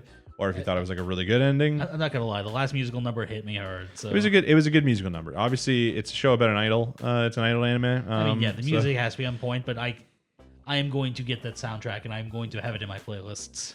I'm trying to think what the saddest moment of this week was for me. And I think I know what it was, and I'll talk about it when we get to that episode. But it wasn't the Vivy one. So I think I know what one you're talking about. You can take a guess when we get there. Okay, but that's it for Vivy. So just let us know what you think down below. Obviously, now that the show's over, I'm just curious as to people's last thoughts, and we will not be talking about Vivy next week. That's a sad. Yeah, I mean, you think that's sad? Let's get on to the next one, the 86 episode number 11. Here we go. So this show is not completely over. From what I've heard, it has 2 cours. This is just the first cour. I think very close to like Mushoku Tensei. They even did like the same episode split, like an 11 episode each, I think. I think, but there's a special coming out next week. There is a special coming out next week, so this might not be the last time we talk about it. Yeah, I don't know if it's canon, if it's a side story. If it's a lot of it depends on what the special is. We'll wait till we watch it and decide if we're going to talk about the special next week. Because if it's just like a recap or something like that, or like a I'd be so sad if they did a recap. I don't think they will. Who's going to recap? That's second. I don't know. I've seen series in the past burn entire episodes on this, like 2 episodes from the end. So yeah, like King's Raid. I was thinking Gotchaman Crowds, but yeah. But yeah, if the special is good, like if it adds extra to the story, we'll probably talk about it next week. Yeah. But the actual episode itself, we're seeing the continuation from last week, where it is the remaining 5 members of the 86 of the Spearhead Squadron, whatever they're called, and they're still just out there surviving. Yeah, we get to see them just kind of running low on supplies. It starts off with actually Fido being downed. It does, which we were not expecting completely. We thought that was like the foreshadowing of like the moment they like lose kind of thing. But yeah, it starts off with him being like downed, and I mean, to be fair, we see that it's in the day, so the scene looks different. Yeah. But then what happened is you see Shin like put down an explosive that's like set to a time or something like that, so it's just gonna go off because he wanted it that way, because good old Fido. Yeah, I mean, even then he went down because he was protecting Gunslinger. Yeah, and as we see here, they also like lose pretty much all their other machines. Yeah, Like their machines are done. I think they're left with just the one, and of course it's like the Reaper, whatever it is. Yeah, and Fido had all the extra parts and supplies, so they've got basically some ammunition. Yeah, they got like short amount of ammunition, but they're like low on food, low on ammunition, like low on fuel, like and the guns low on they have everything. aren't going to do anything anyways. No, not to the actual whatever the hell they're called. The frickin' Legion. The Legion, that's what they're called. I guess the little like human explodey ones. Yeah, which like have we never seen those before? Yes, they're the ones that killed Werewolf. Okay, good. But yeah, so we're seeing it pretty much seeing this last episode. They're still wandering around, and we're just seeing it get more and more desperate. Was it Black Dog? Black Dog was the one that that the was one that him. Andrew was in love with. Yeah. That was Black Dog. Okay. But yeah, so we're seeing them wandering around, getting more and more desperate, running out of fuel, food, all that kind of stuff. They only have the one machine left. And it's just not looking very good for them. Yeah, I do like how they kind of mention how Shin has his machine spec'd out to the point where it's really, really sensitive. Yeah, which makes sense. Like it reminds me very much if you ever watched Gundam Seed. The main character in that, he had obviously his Gundam, and like it was like so sensitive that no one else could use it because only he could do it, kind of thing. Basically overclocking the machine and plus like you just have to be really, really skilled. You have to have like very, very high like reaction and stuff like that. Incredible precision. And yeah, so it makes sense because he's obviously like the best of them. Yeah. And they decided they're gonna like to this. I understand the thought process. They're gonna take turns because they do mention how it's like straining to be like piloting it. Yeah. So they're like, oh, we're gonna take turns. I was like, and they're like, whoever in at the time is the one who fights. I'm like, are we sure we wouldn't always just want Shin to be the one who fights? Like, but you're not always gonna have time to get Shin in the machine. I know, but he's the best one though. Why would you want to do a fight without the best one? Because I mean, having somebody in the machine is better than having nobody in the machine. I guess just keep Shin in there all the time though. Yeah, and then he dies of exhaustion. Either way, so they got the one person in there. We see a scene where obviously we see something up, like Shin like lifts his head. And like when he's in the back, and he's like, "Hey, like let me take over now. I'm ready." And she's like, "Oh, like our time's not up for like." Oh, we're skipping that far ahead. I mean, did anything else really important happen in the middle? I mean, we got a little bit of world building with the school and all that. And they went to a school. The school looked like school. I was kind of curious if this like, because one of the books that they picked up said like Nihon, something like that, like something Japan, or something along those lines. And then there was also like writing on like the blackboards, and they couldn't read it. Was it Japanese? Yeah, because one of the books had I can't remember if it was katakana or kanji, but so is this like a hint that this is the real world? I think it might just be for world building. It could be. It's so much easier to just use your native language than it is to create a whole language to for make, something or most to like even make like random marks pretending to be a language kind of thing.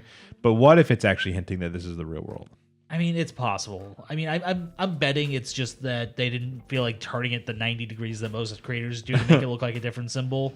Yeah, but I swear to God, like the book that they picked up was like a picture book, and it had like Japan something on it. I mean, it is possible that this is based on the real world and this is post-apocalyptic. Mm-hmm. The Empire could have been like the British Empire that then decided they needed robots.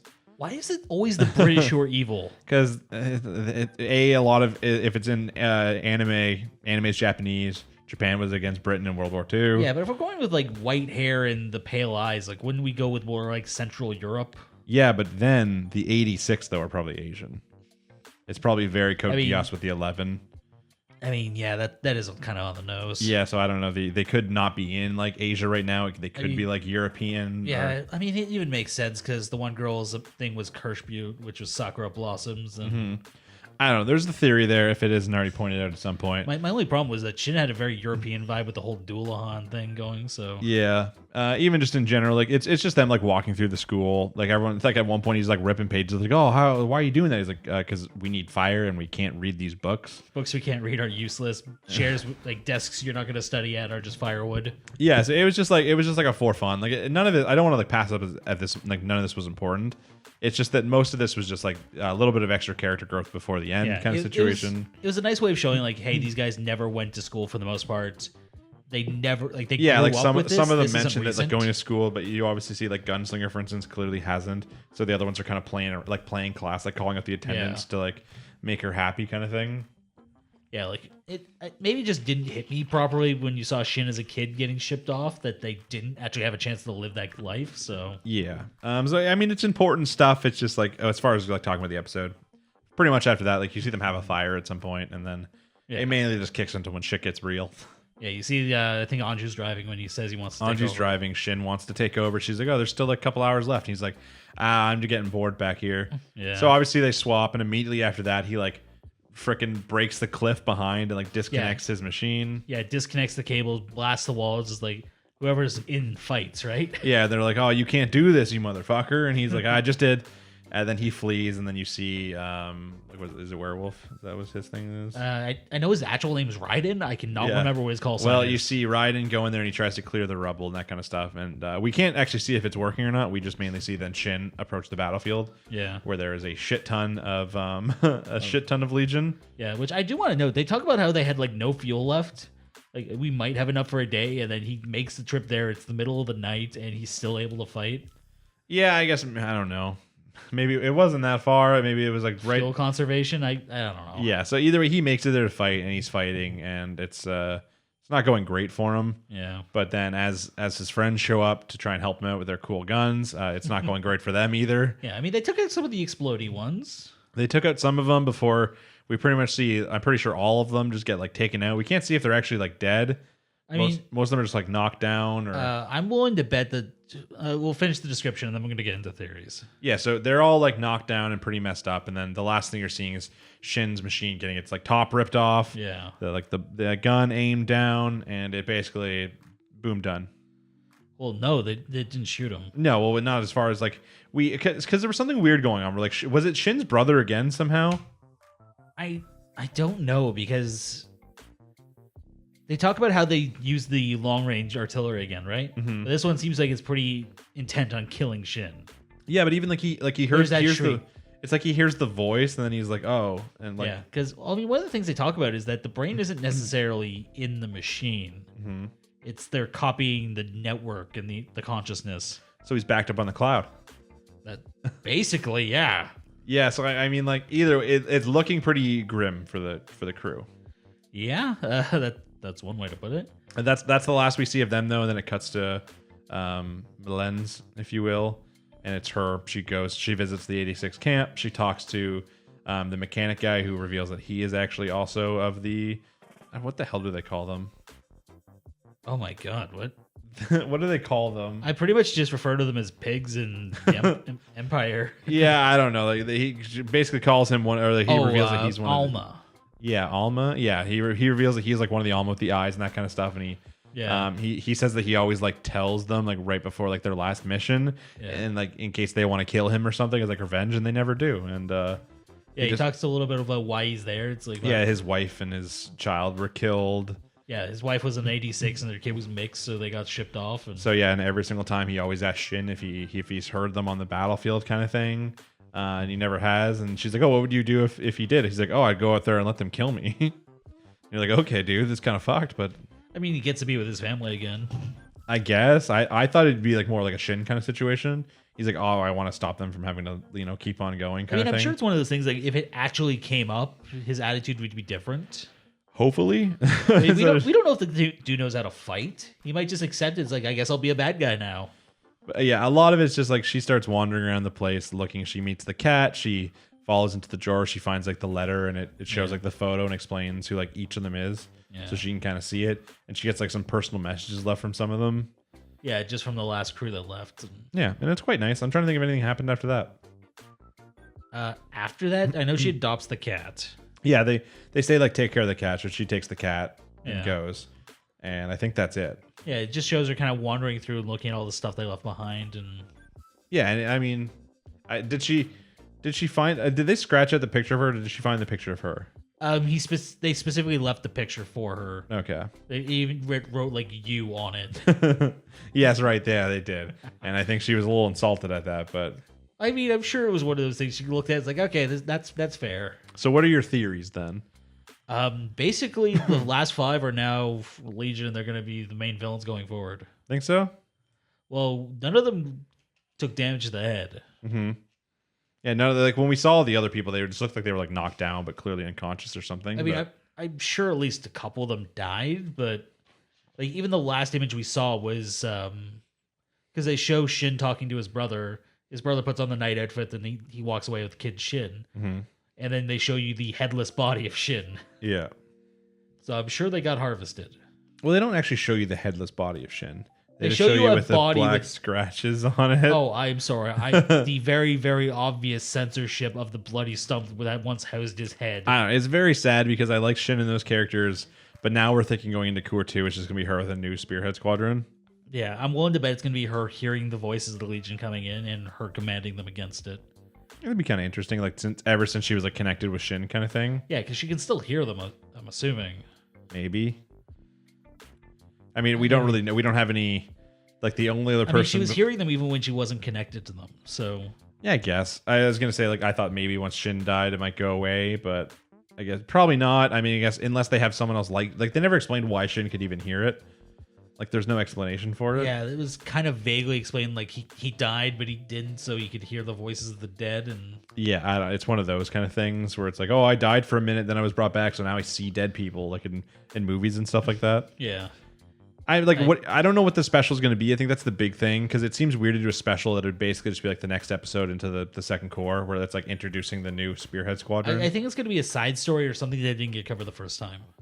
Maybe, yeah, or like it could be some of the story from like a different character's perspective. It's like something that they do sometimes, yeah. As long as it's not a recap. I mean, even like if they do a recap in the form of like what Fido did with Fido, with the like him going through all the footage, like I'd be okay with that. Yeah, I don't know. Like they showed nothing. I think they just showed like a picture, and I don't remember what it was called. Something with flowers. I feel like there was flowers in it. Yeah, I don't think they showed us anything actually imperative to what's going on. So either way, we'll find out next week. I'm very curious what people thought about so far this season of the 86. I know a lot of people like the manga or the source material, so I'm just curious if people think it's a really good show and if we should keep going. So when Cour 2 comes out, if they want us to talk about that, just let us know down below what you thought about this Cour so far, and we will maybe see you next week for the special, depending on what it is. Yeah. Depending on what it is, we should have time for it next week, since a lot of these shows are over. Assuming it's important, like we're not going to cover a recap episode. It's just going to be Lena buying cat supplies. Exactly, that's all it's going to be. It's going to be her renegotiating her lease. Yeah, it's going to be like a slice of life episode where she's just got to get used to her new life with Whitey or Blackie or Haffy and Haffy. She's going to name the cat Shin. That's what I thought too. Like 100%. They're like, oh, can you find a good name for it? She's going to name it Shin. Yeah, or she might go with I can't remember what the name of the author was that Shin used. Oh, yeah, in like the book. Yeah. Or she's going to name it 86. That'd just be too on the nose. Probably. I'd be very let down if she names it 86. I'm going to guess she names it Shin. It seems like an Especially easy... because that's the implication that she's killed 85 cats before it. Yeah. I'm going to guess the 86. We'll find out maybe in the special next week when it's the Lena Cat episode. Next up on the list is Tokyo Revengers, episode number 12, or episode number 11. Respect. RESPECT. So we mentioned this before. One thing I'm curious about is if you guys have any information, let us know. As far as I currently know, Tokyo Revengers is running for 24 episodes, with no split Cour. So it sounds like it should just be 24 episodes right through. Maybe they take like a week break or something at some point, but I haven't heard anything, other than that. So maybe if anyone out there is more knowledgeable than us on that kind of thing, let us know down below. Yeah. Because if not, we'll be talking about it through the whole thing. But yeah, so this week, pretty chill week. Yeah, obviously more of a wind down after everything that's happened. Yeah, like there like a lot happened at the end though when it comes to like implications on the story. Yeah. Because obviously we start off with where we left off last week, right? They just finished their little brawl. Takemichi's like, "Oh, we did it, we won." Yeah. All the bad guys they flee, and then we obviously see them like going to the hospital. And as they're in like the ambulance ride with Takemichi and Draken's like heart stops. So they rush them to the emergency room, and then a big portion of the story there is taken up of them waiting outside the emergency room. You see stuff like, them all thinking that like there's no way he's gonna live through this, and then Mikey comes in, and Mikey's like, "No, like Draken won't die." He's like confident. He's like, he's not even like sad. He's not worried. He's like, "Oh, it won't happen." Like Draken, like he said that we were gonna, take over the world together, kind of thing. He wouldn't lie, so he's like 100% not dead. Yeah. And then when they come out, they're like, "Hey, he made it through. Like it was a tough surgery, but he's good." And then they're like, "Oh my god!" Like everyone's really really happy. Everyone's like celebrating, getting really loud. Yeah, you just see Mikey kind of walk away. And... Yeah, Mikey walks away. Takemichi goes out. You see, I think they're telling the gang that like Draken's gonna be good. Everyone's like waiting outside, and then Takemichi stumbles on Mikey, who just like leans on the wall and then like slides down, like crying. Yeah, he finally broke down. Being like, "Oh my god, I was so worried you weren't gonna make it through." And of course, Takemichi being like a cool guy, he doesn't like go up and interrupt him. He just like stands on his side of the wall. He just lets Mikey have his moment. Yeah, I think there was a couple things before that. We got to see the end of the actual fight. Mobius looks like they lost the Maji Gang won.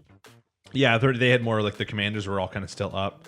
Well, pretty much all the people from Mobius was done. Even the one guy, whatever his name was, Dotch whatever his name was, pretty much got his ass kicked by Mikey for the most part. Like, yeah, he was in rough shape, but then he actually said the name of the other gang, Valhalla. Yeah. And that he's actually a commander in that, not Mobius. Yeah, it's like the sin thing, another one of the sins, because he had like the tattoos. I guess. I know that when I've heard about Tokyo Revengers, there was the two different arcs from the beginning. There was the Mobius arc and there was the Valhalla arc. So okay. I think that the rest of season 1, so the next 23 or not 23 episodes, the next 14 episodes or whatever it is going to be focused on this Valhalla arc. That makes sense. But yeah, so I mean, Mikey beats him. He even says he's like you are a monster kind of thing before he gets picked up by another guy and they like peace. Yeah. Yeah, and then they go to the whole hospital scene. After that, we see like the Takemichi walking around town like he's tough shit. Yeah, I like how he's wearing like just like an unbuttoned like bowling shirt. He's got like a pair of pants that's like shorts that say like outlaw on the front. Yeah, I feel like he just bought like a crappy pair that said it on the ass and turned it around based on how he's walking. Yeah, I mean it's funny. It was somehow both funny and sad. Because I was like, Takemichi had this like cool moment, but like he's back to being like kind of a dumbass again. Yeah, I mean, I understand the idea. Like he never had anything, so just kind of celebrating this little bit of power because there were people talking about it's like, oh my god, he's the guy who stopped the what was it like the 8-6 fight or yeah, he's the only like he stopped like the big fight, so he's got like a lot like street cred now. Not to mention him like saving Draken kind of thing. Yeah, but then as soon as he goes to the hospital, Draken basically like makes fun of him. He like knocks him down a peg. He's like, the fuck are you wearing? And then even he's like, oh, you said like he's like you like thanked me for saving your life. And he's like, oh yeah, like I good, like thank you for saving my life. He gives him the jacket, which is Mikey's original jacket, like the one he started the gang in. I'm not gonna lie, I knew he was gonna suit up at some point. I was not expecting that. Well, even he says he's like, I'm not ready to wear this yet. So we're not seeing it yet. He's not quite there. Yeah. He's like, I don't know if I'll ever be able to wear this kind of thing because it obviously means a lot. We see him go up to the roof and talk to Mikey for a little bit. Yeah. I do like how Mikey immediately starts calling him out. It's like, okay, so you knew what was going to happen. You knew when it was going to happen. You knew how to stop it. What the hell, man? But instead of like Takemichi's like panicking, like can't think of an answer, Mikey's like, oh, well, it was useful. Like, you sure did help. You saved Draken. So yeah, you saved Draken, so you're cool in my books. Gives him the handshake. Nice little crisp handshake. And then like we see Takemichi's like, okay, well, I did it. He's like, well, like it's kind of sad because I like this. He's like, but I'm gonna leave. He's like, I gotta go shake Naoto's hand and head back to current time and see if I did it. Yeah, I feel like his original self is gonna fuck it up. Yeah, because do we ever establish if his original self knows what's going on? We have not established that. We just know his original self gets into some situations that you think that the current him wouldn't do, because like his original self is still kind of young and dumb. Yeah, it was like he went to hook up with some random chick. It's like, okay. Yeah, at the time he was still dating his girlfriend and. You know. So I mean that could definitely mess things up. Like he probably won't have like the relationship with Hina that he did before or something. Yeah, like this might be like a click situation where he just goes onto autopilot. I think that's kind of what it is. Like it's autopilot, but I think it's based off what he was before. Like just who he was. But obviously like the big thing, he goes back. He has like a nice heartfelt moment with Hina. He gives her like the necklace. Yeah. Before I was glad to finally see that too. Yeah, because it's in like any single time at the very end of the episode, or like at the very end of the credits. So I was like, that has to be important. Yeah, so he gives that to her. They have like a nice moment where he's just like, "Hey, you're good, you're cool," kind of thing, because he knows he's not going to see her again. Like her at this time. Yeah, he's going to see her again, hopefully as an adult. So he shakes Naoto's hand. He wakes up. He wakes up like at work where he still has a job. So he wasn't fired like he was originally, but he's still working at the same job. Yeah, he's still working at some shitty job that's... I thought this job was like really far away. Like he went to a different city. Yeah. But I guess it's not. He has that. He's unsure what's happening, but he gets like a message. Or does he get a call or a message from he gets a calendar notification. Yeah, so he goes, and then this is where, of course, you get the nice touching moment where you find out Akun is not only alive in this, but he's still got the fancy hair. Yeah. He's just started his apprenticeship at the hairdressing salon, and now he's been there for a while because they're going to let him start cutting hair. Yeah, so he's relatively started his apprenticeship. I don't know how long you had to be there before you cut hair. I feel like it's quite a while. All I know is you got to pay for your own scissors, and apparently they're expensive. But either way, he's like, hey, remember the promise we made? And Takemichi's like, yeah, of course I remember the promise we made. He's like crying. It's like, yeah, I made it like a week ago. Yeah, man. Akun's like, dude, why are you crying? Like, calm down. It's just hair. It's just like, no, you're supposed to be dead, man. This But means a as lot. he's talking to him, he gets a phone call and it's Naoto. And he's like, "You did it." He's like, "We did it." He's like, "We're good." And then he's like, "Oh, we're good." He's like, "Yeah, like, do you want to come with me?" He's like, "Come with you where?" He's like, "Come with me to see Hina." And he's like, "Oh shit." And that's like where the episode ends. Yeah, and my big question is, A, does he still have any type of relationship with Hina? I know we're gonna find this out next week. I'm gonna assume no. I'm gonna assume he like goes to see her for the first time and is like really happy and he's like gonna go in for a hug. She's just gonna like and she's backhand gonna, him. Yeah, she's gonna like smack him or something. Oh man. That would be my guess. Like, and my question is, like, does Naoto know how the world's changed at this point? Like, I think that the whole point is we mentioned this before. Maybe it's because he's part of like the time travel thing. yeah, so he knows what happened before, because otherwise he wouldn't be calling up Takemichi and going like, "Hey, you want to go see my sister that you may or may not have a relationship with?" Yeah, I think that I don't even think he knows. He like knows she's alive. Yeah, he's just excited because he can go see his sister. But like, I don't know if it's like as soon as Takemichi came back, he had like the memory of his sister not dying now, or if he had to like actively like look it up. Yeah, because even before, like, he had to like actively check facts. Yeah. Like, did he just like blink and suddenly Takemichi wasn't on his couch on That's life support? That's what I'm kind of wondering. Like, we haven't fully seen that. Like, it hasn't really been explained yet. Because like so many factors could change. Like, you think like he would switch apartments and. Like, I guess even before Takemichi changed his life a little bit, and he still had the same shitty apartment. So I'm just like, how do we get now if Hina is alive, and even if it's like there's like relationship struggles or like that, that's not really the entire point for Takemichi. It was that like her being alive, but like now we obviously have to get him to go back to deal with the Valhalla situation. So what's gonna happen? Valhalla is going to do something to fuck with Takemichi. You think like in the current time they're gonna like kill her or something like that, and he's gonna have to go back now and stop them, or like they might just do something horrible to her. They don't necessarily have to kill her. You know, what if they just killed Naoto? Then he'd really be fucked. I mean, maybe you could cut the hand off. Yeah, that's a good idea. They should really they should think about that. I know that's fucked up, but like, you get what I'm saying? Yeah, I'm just like, it's a very interesting ending. I could not have guessed that was how the show was going to go. That they were actually going to like kind of solve the issue. But now it's like now we know. We're like, okay, well we know you need a new issue now. So what's it going to be? Yeah, I think because Kiyomasa is still running around technically. Maybe. Like, I'm assuming he got arrested after. Yeah, like it's possible he went to jail or something, and maybe he's out now and he's like, hey, fuck that Takemichi guy. Yeah, because at this point, Takemichi has ruined his life multiple times. The first time was he pinned it on Draken, but this time is very much on Takemichi. Yeah, and I mean, he also saw him with Hina a few times too, but this was also like 10 years ago, so unless he's like just getting out of jail now or something for like 10 years. But I mean, I feel like you could get 10 years for stabbing multiple people. I mean, he only stabbed two people. That's multiple. I guess. I don't know.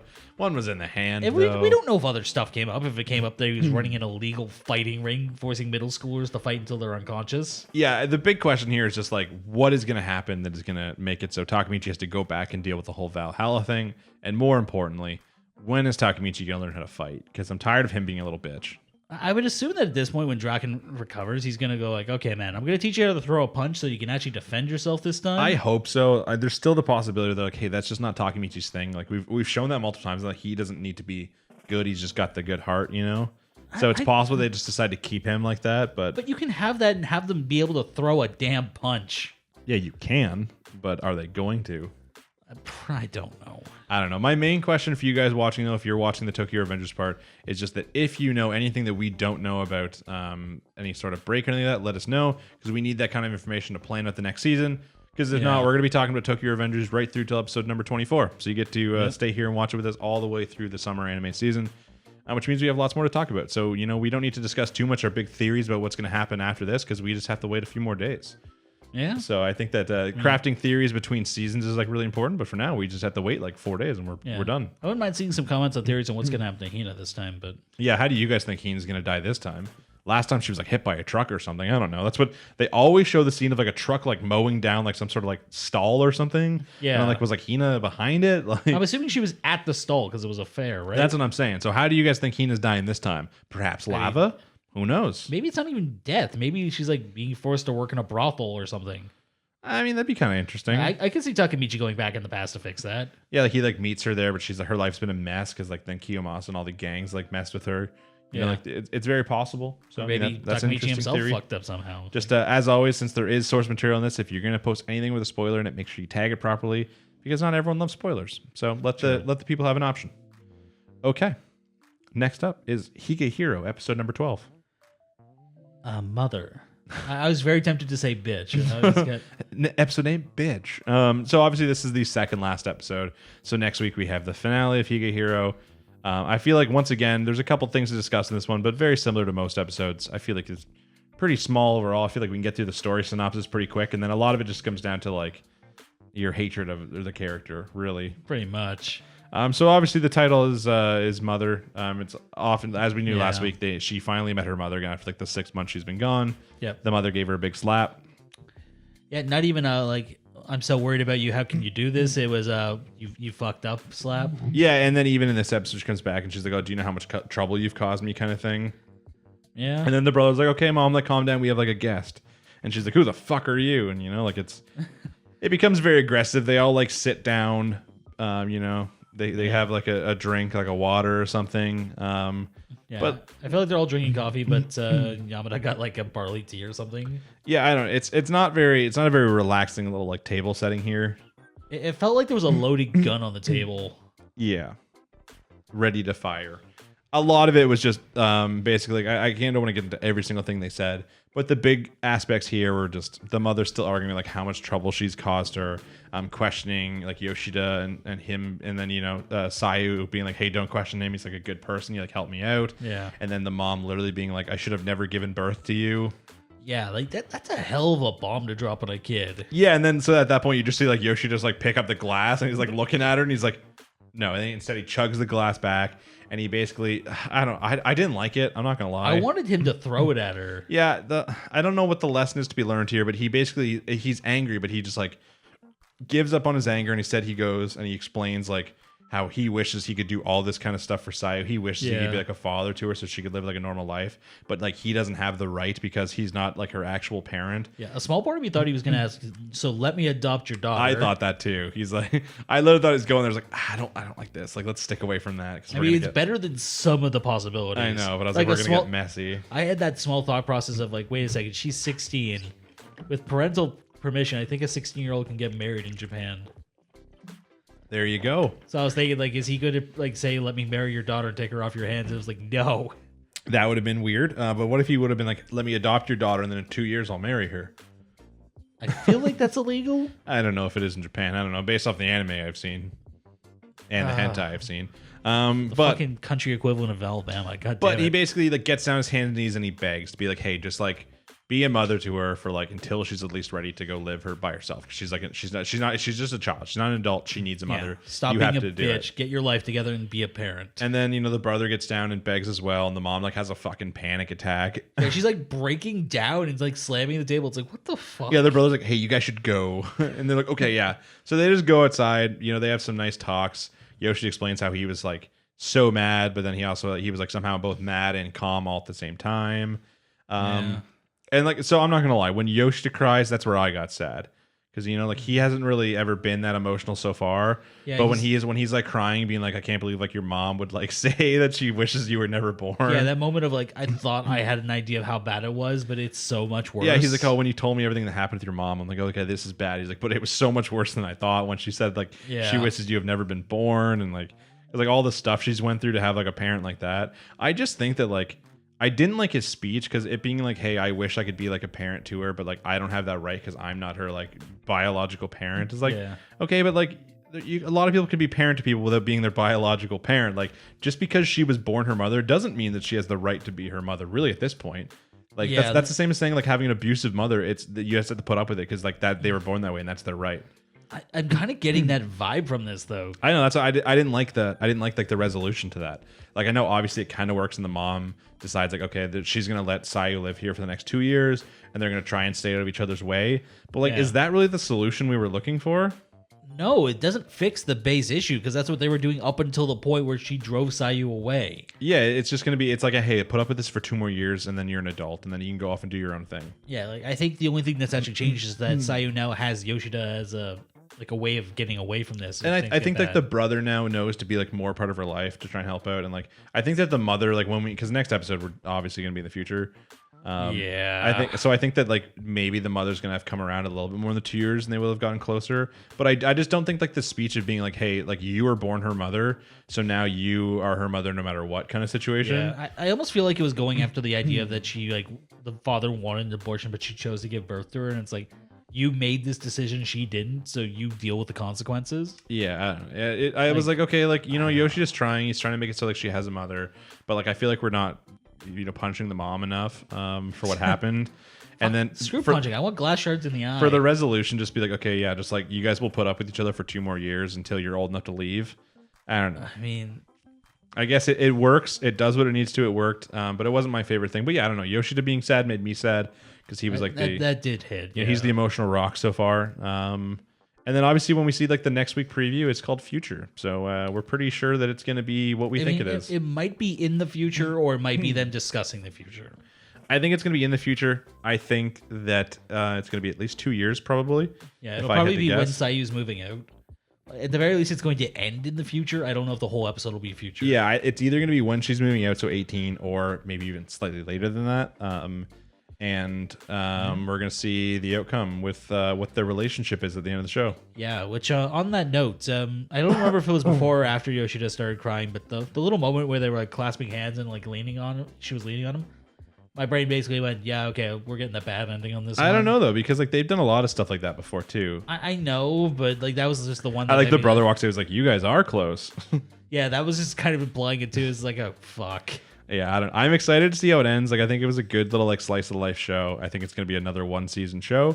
And I don't mind the ending that it's probably going to be. It's not the worst. There was a worse ending it could have been than that. That's like the medium one. Yeah. Depending how you like it. Like we could literally see it go to the time skip and he is like dated Gojo. Maybe it didn't work out with her. So maybe there's like other options. Or he's still dating Gojo. Or he's never dated her because he's in love with someone else who's waiting to be 18. Maybe he's dating the... Oh, God. Maybe he's dating the No, shut up. Kawhi. Shut up. No. Come on, man. You know that's an ending. Maybe he's dating her friend who works at a convenience store. What a twist. Maybe he's dating... How old was she? I don't know. Maybe he's dating the guy who tried to physically assault her.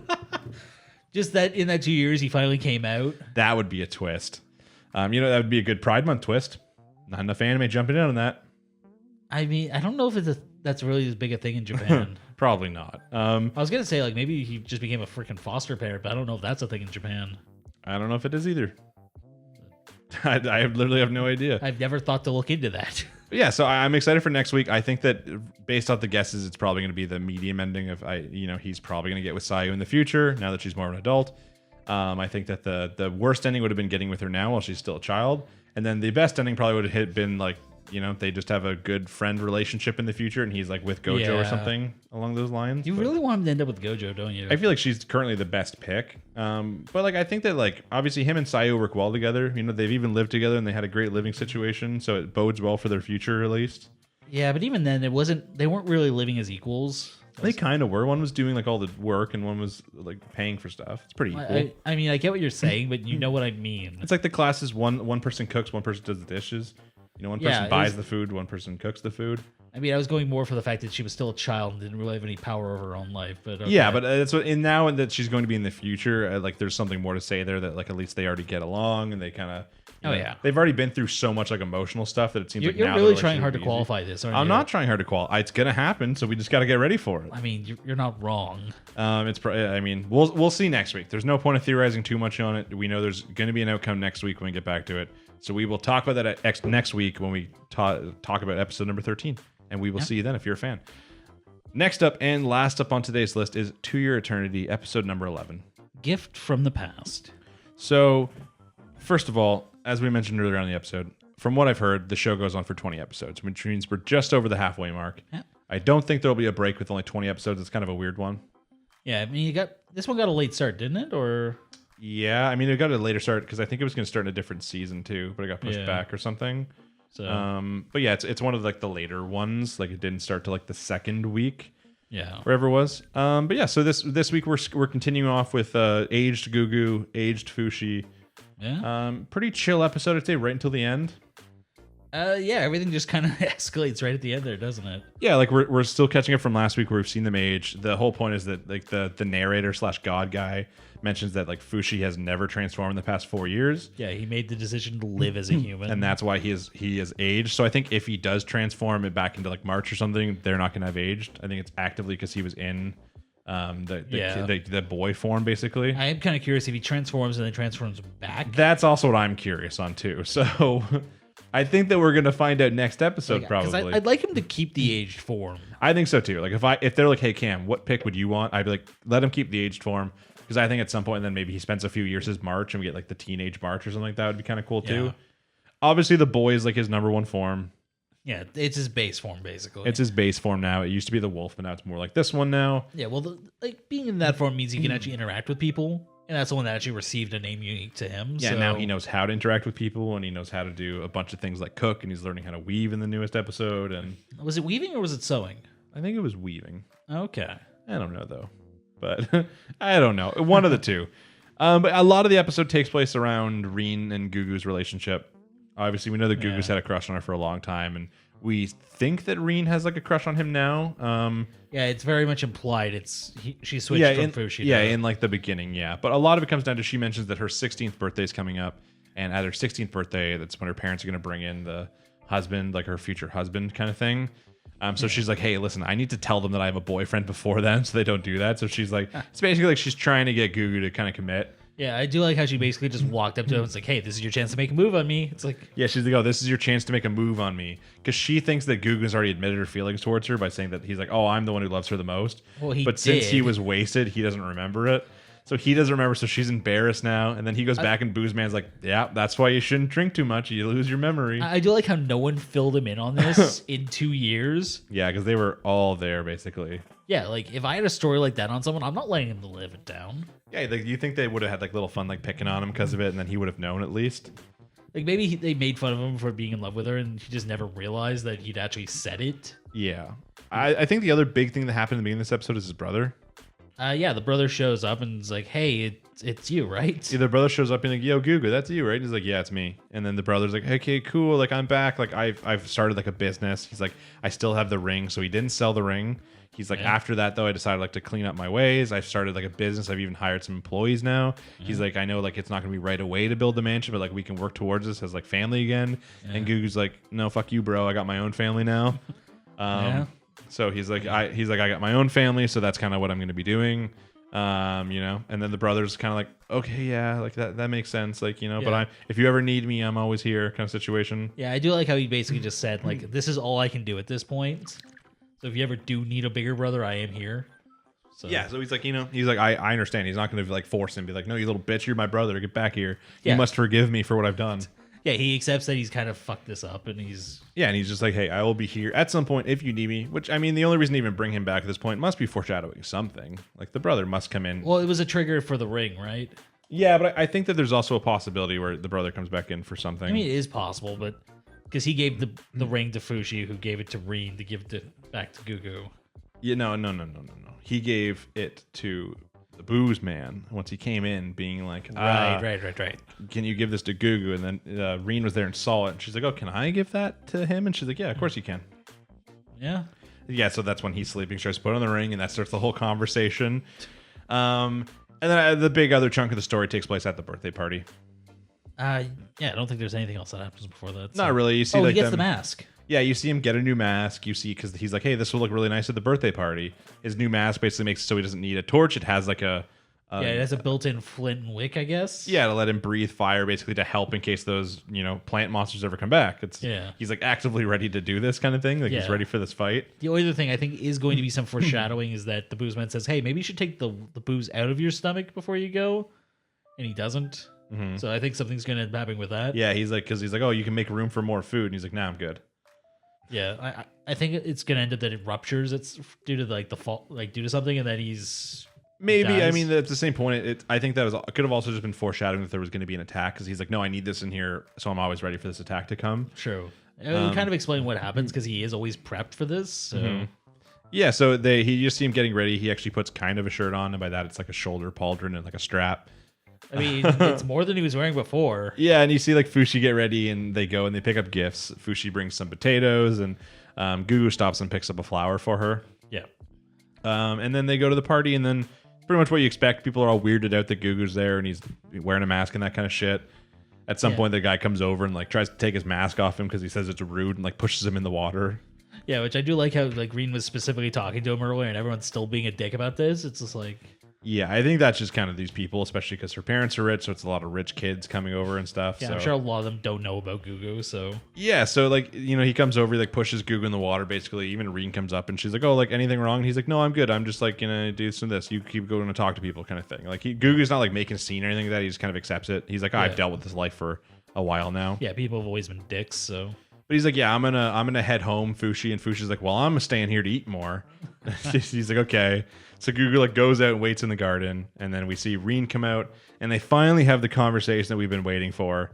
Yeah, I do like how they use the flowers as the kind of the like the spark. Yeah, like the realization kind of thing instead of the ring, which I guess. Well, the ring made her realize made her realize that he was the vegetable selling boy. Yeah, and then the flower made her realize. I mean, the flower didn't really make her. The flower made her gain a connection because he picked it out for a reason. Mm-hmm. So yeah, so they finally make the connection where she basically asks how she's like, "Hey, like, can you tell me this time, and I won't be offended or anything like that? Can you tell me how like why you wear the mask, kind of thing? What happened to you?" And then it's just a slow revelation to her about like how he got injured because he was saving someone from getting hit or like from getting killed, kind of thing, and that's how he took it. And so she realized it was him. Yeah, he even goes into the whole like I could never admit to it because she was injured as a result, and it really he's like he was like a small stupid injury, but she thought it was bad. So like he's even like kind of joking around, but it's still like a really touching moment. And then right as it's getting good, like the crack, the ledge breaks, and I'm like, man, is this just the worst luck ever? And he falls, and then you hear the narrator like behind Fushi, and he's like, "Hey, they're back." Yeah, the old knockers are here. Yeah, I do like how like before he goes down, Gugu's last thing is like he shoves her. He doesn't even try and save himself. Yeah, he does the classic Gugu move, Yeah, gives her a push. I feel like he probably could, if he could have done that, he could have like jumped and just. Well, I mean, you need the leverage to push her. I guess you could have just jump pushed, I know, but it's one of those things like his instinct wasn't for himself; it was for her. Yeah, I mean that's a classic Gugu. But yeah, so if you're thinking right there, oh, that's just really bad luck for Gugu, it is not just really bad luck. The knocker. Possible more than one. I don't know. They're back. The god guy comes in to tell Fushi. Yeah, they're just living in the garden apparently. Yeah, they're just fucking shit up. They immediately went for Gugu. They're like, hey, that guy once he killed one of us, so let's take him out first. Yeah, I am kind of curious. Are knockers like individuals, or is this like the same one who keeps coming back? I don't know. We do not have enough knowledge for that yet. It could just be like a hive mind situation. Yeah, they took a like 3 alpha, so like 4 Bravo and C Omega went down. Yeah, like obviously, like the whole point is kind of like Fushi. They keep growing and getting stronger, and that's the whole reason why he didn't want Fushi to stay. He's like, hey, you need to go out and get better because they're getting better. Yeah, because they talk about like the forms he gained as a result, and it's like it's a pot and like a rock and the little dog and. Yeah, so like this time, if anything, you should think that this fight's gonna go worse than ever. Obviously, Fushi, it went really bad last time for Fushi. He only got saved by Gugu showing up last second and using the fire. And now that Gugu is currently falling off, we got to see how he makes it off that ledge without, because we need him for this fight. So, yeah, I mean, we might end up seeing something because the brother has a business now, right? He might be at the birthday party. He might do something to like try and save somebody, and that's his big redemption. But maybe, or I think it's very possible that like Gugu dies and the brother's just there for like the funeral or something. I don't know. Maybe he's like, I'm gonna work hard. I'm gonna get my mansion for both of us, even though he's dead. Yeah. Buy him a big tombstone. I still hope Gugu doesn't die, but I still don't have faith that he's not going to die. I'm willing to bet he's going to survive long enough to be in the fight. I think so too. I don't think he's just going to fall off the cliff and die. Yeah, I think he's going to die as a result of alcohol poisoning, though. Yeah, like during the fight, it like breaks kind of thing. Yeah, because I wouldn't be surprised if Boozman like upped the size of the organ since then. Well, bigger guy. Bigger alcohol sack. The classic saying. Like, I don't even know, like, if is this like a bladder situation, or did you like shove an actual barrel in him? It sounded like, I would think it's more like a wineskin kind of thing, because it can form around the body. Yeah, because he doesn't have the bulge anymore where the six-pack. Yeah, he doesn't have the stomach pouch anymore. No, so he's just too jacked now. I assume that he just kept the barrel the same size and his body just grew out, but mean, Yeah, I also assume that Gugu's going to live long enough to make it off the cliff and join the fight, but at the end he's going to die somehow. Yeah. And that's obviously going to lead Fushi to being able to leave and go on to the next place. And maybe Rin marries the brother. I don't think I'd actually like that ending. No? You're like, oh, get cucked, Gugu. Pretty much, Get yeah. cucked dead Gugu by your shitty dickbag brother. And like, I mean, it would suck, but I feel like it could be something along those lines. Yeah. You know, now the brother's grown as a person. I She mean, sees some Gugu in him. I wouldn't be overly shocked if they kill both of them. Like Rin dies too. Yeah. Yeah, I could see that. The show's kind of upsetting. Because I can't imagine a way that they keep Reno alive and don't have it be like a bittersweet tale. Yeah, I mean, you got to remember too that at one point they shot a 5-year-old with an arrow in the chest. So Yeah, like, they don't care. yeah, so I mean, like anything could happen, really. Yeah, I wonder if they're ever going to show. What was her name? The one who cared about the 5-year-old. Sort of the P. Yeah, Perone. Yeah, Perona, I think. Yeah. Yeah, I don't know. Well, now it's Are we gonna going to see her a little bit older, maybe with kids? maybe, or like we might run into her at some point again, or there might be like some sort of episode where they reflect back on some of the things. Maybe like show like where everyone ended up. And Yeah, I don't know. It was a good episode. It was a nice little setup for what's going to be probably a pretty big episode next week. I have a feeling that there's going to be some people that don't survive till the end of next week's episode. So that's something to look forward to or hate. One of those two. Depends on how much you like the character. Yeah, and we should have at least another 9 episodes left of To Your Eternity. So if you're a fan, let us know down below. If you watched the question of the week part today, I was actually very surprised that not that many people answered that they thought To Your Eternity so far was a standout anime of the season. Yeah, that is kind of surprising. It's kind of shocking because I think that when it comes to quality of like animation, storytelling, opening, like music and stuff like that, like it's really, really good. Yeah. So I was kind of surprised, but I think maybe more people are just waiting till it's closer to being over. Yeah, it's also a different type of story. So, like any anime that kills off a kid early on is pretty polarizing, I find. So, I think it was a good way to kill a kid, though. Like it wasn't as like I don't know. It wasn't just like gore for the sake of like, hey, look, shock value. Yeah, it was just like a hey, this kid is a kid and now they are dead. Like it wasn't like we're killing this kid to show how like fucking metal we are. Yeah. So it was good. I like obviously March was a cool character. We had her for like 2 or 3 episodes back then. But you know, the show wouldn't have really worked with her being alive, like, or else it wouldn't have got the message across that it was supposed to. You know, her only dream was to grow up, and you know she never got it. I mean, like we still might see Fushi like spend time in her form and grow up. So possibly, like it's possible that like maybe he actually like loses like a form and can't get it back, like the boy form at some point. Yeah, because like they take forms. Like, what if they took a form and then ran? I mean, that would make sense. So if they're getting smarter. So yeah, they come in, they like take his boy form kind of thing, and then they run. He has to live the next little while as March. Like, who knows? I mean, I feel like he might just like revert to going to the wolf, but maybe. But now that he's learned human ways, he'll probably want to talk and cook and use his. I mean, he has been talking as a wolf for a while. Use his opposable thumbs and. Yeah, maybe we'll start like screwing with the forms and we'll get like a werewolf form and maybe you're a wererock. Oh god, you never know. But yeah, I mean, if you're a fan of To Your Eternity, let us know down below. We're going to be talking about it for the next 9 episodes at least. Hopefully, it's a show that by the time the show finishes, I think it's gonna, as long as they stick the ending in the show in like the last half year, could be a real big show. I don't know if it's gonna be something with multiple seasons. Yeah, I don't know because this is an original, right? Yeah, and it's hard to tell too, just because like the show, it's kind of in like an anthology in sense. Like now, I feel like the story more now is connected than before. Before we used to have like those short little arcs with new characters. But, yeah, because he was growing in bursts before. Now this is more of a continual growth cycle. So yeah, and with like the option now of just like time skipping, like you can really go to like unlimited stories because it is a person who can live forever. So as they grow and learn more about the world. So yeah, I mean, you're still gonna end up with a little bit of a disjointed story if you keep skipping forward. Yeah, so I think it would work well as a 1-season show, but like there's easier ways for this to continue on than there are for a lot of other shows that have finished the season. Yeah. But yeah, we'll be talking about it next week. So if you're a fan, let us know down below. And I think that's everything. Yeah, that's everything for the week. That's all. It actually took longer than I thought it was going to, but I guess we did have some finales to talk about. Yeah, a lot of like retrospectives and theories. And yeah. So as always, if you made it this far, leave a comment down below. We try to respond to all the comments if we can. Yeah. And if you're not subscribed already, think about subscribing. For the most part, I think many people actually make it through any of our segments are probably subscribed. But if you've somehow just managed to miss it and you haven't been paying attention, you're like, oh, there it is right there. Hit that because we're just trying to hit 1,000 before the end of the year. That'll be nice and cool because then we'll get access to the community tab. You'll do votes and polls. And it'll just be like a fun little time. You know, we'll be officially partnered, which should be really, really cool. And then after that happens, we'll be able to come out with more video ideas and different stuff. So I think other than that, guys, we will be seeing you next week for episode 42.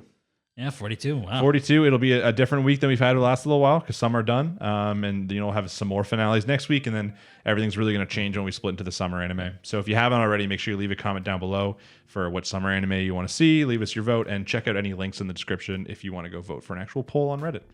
As always, guys, I've been Cam. I've been Jimmy. Take it easy, guys. Thanks for watching. Thanks for listening. We will see you next week. Peace.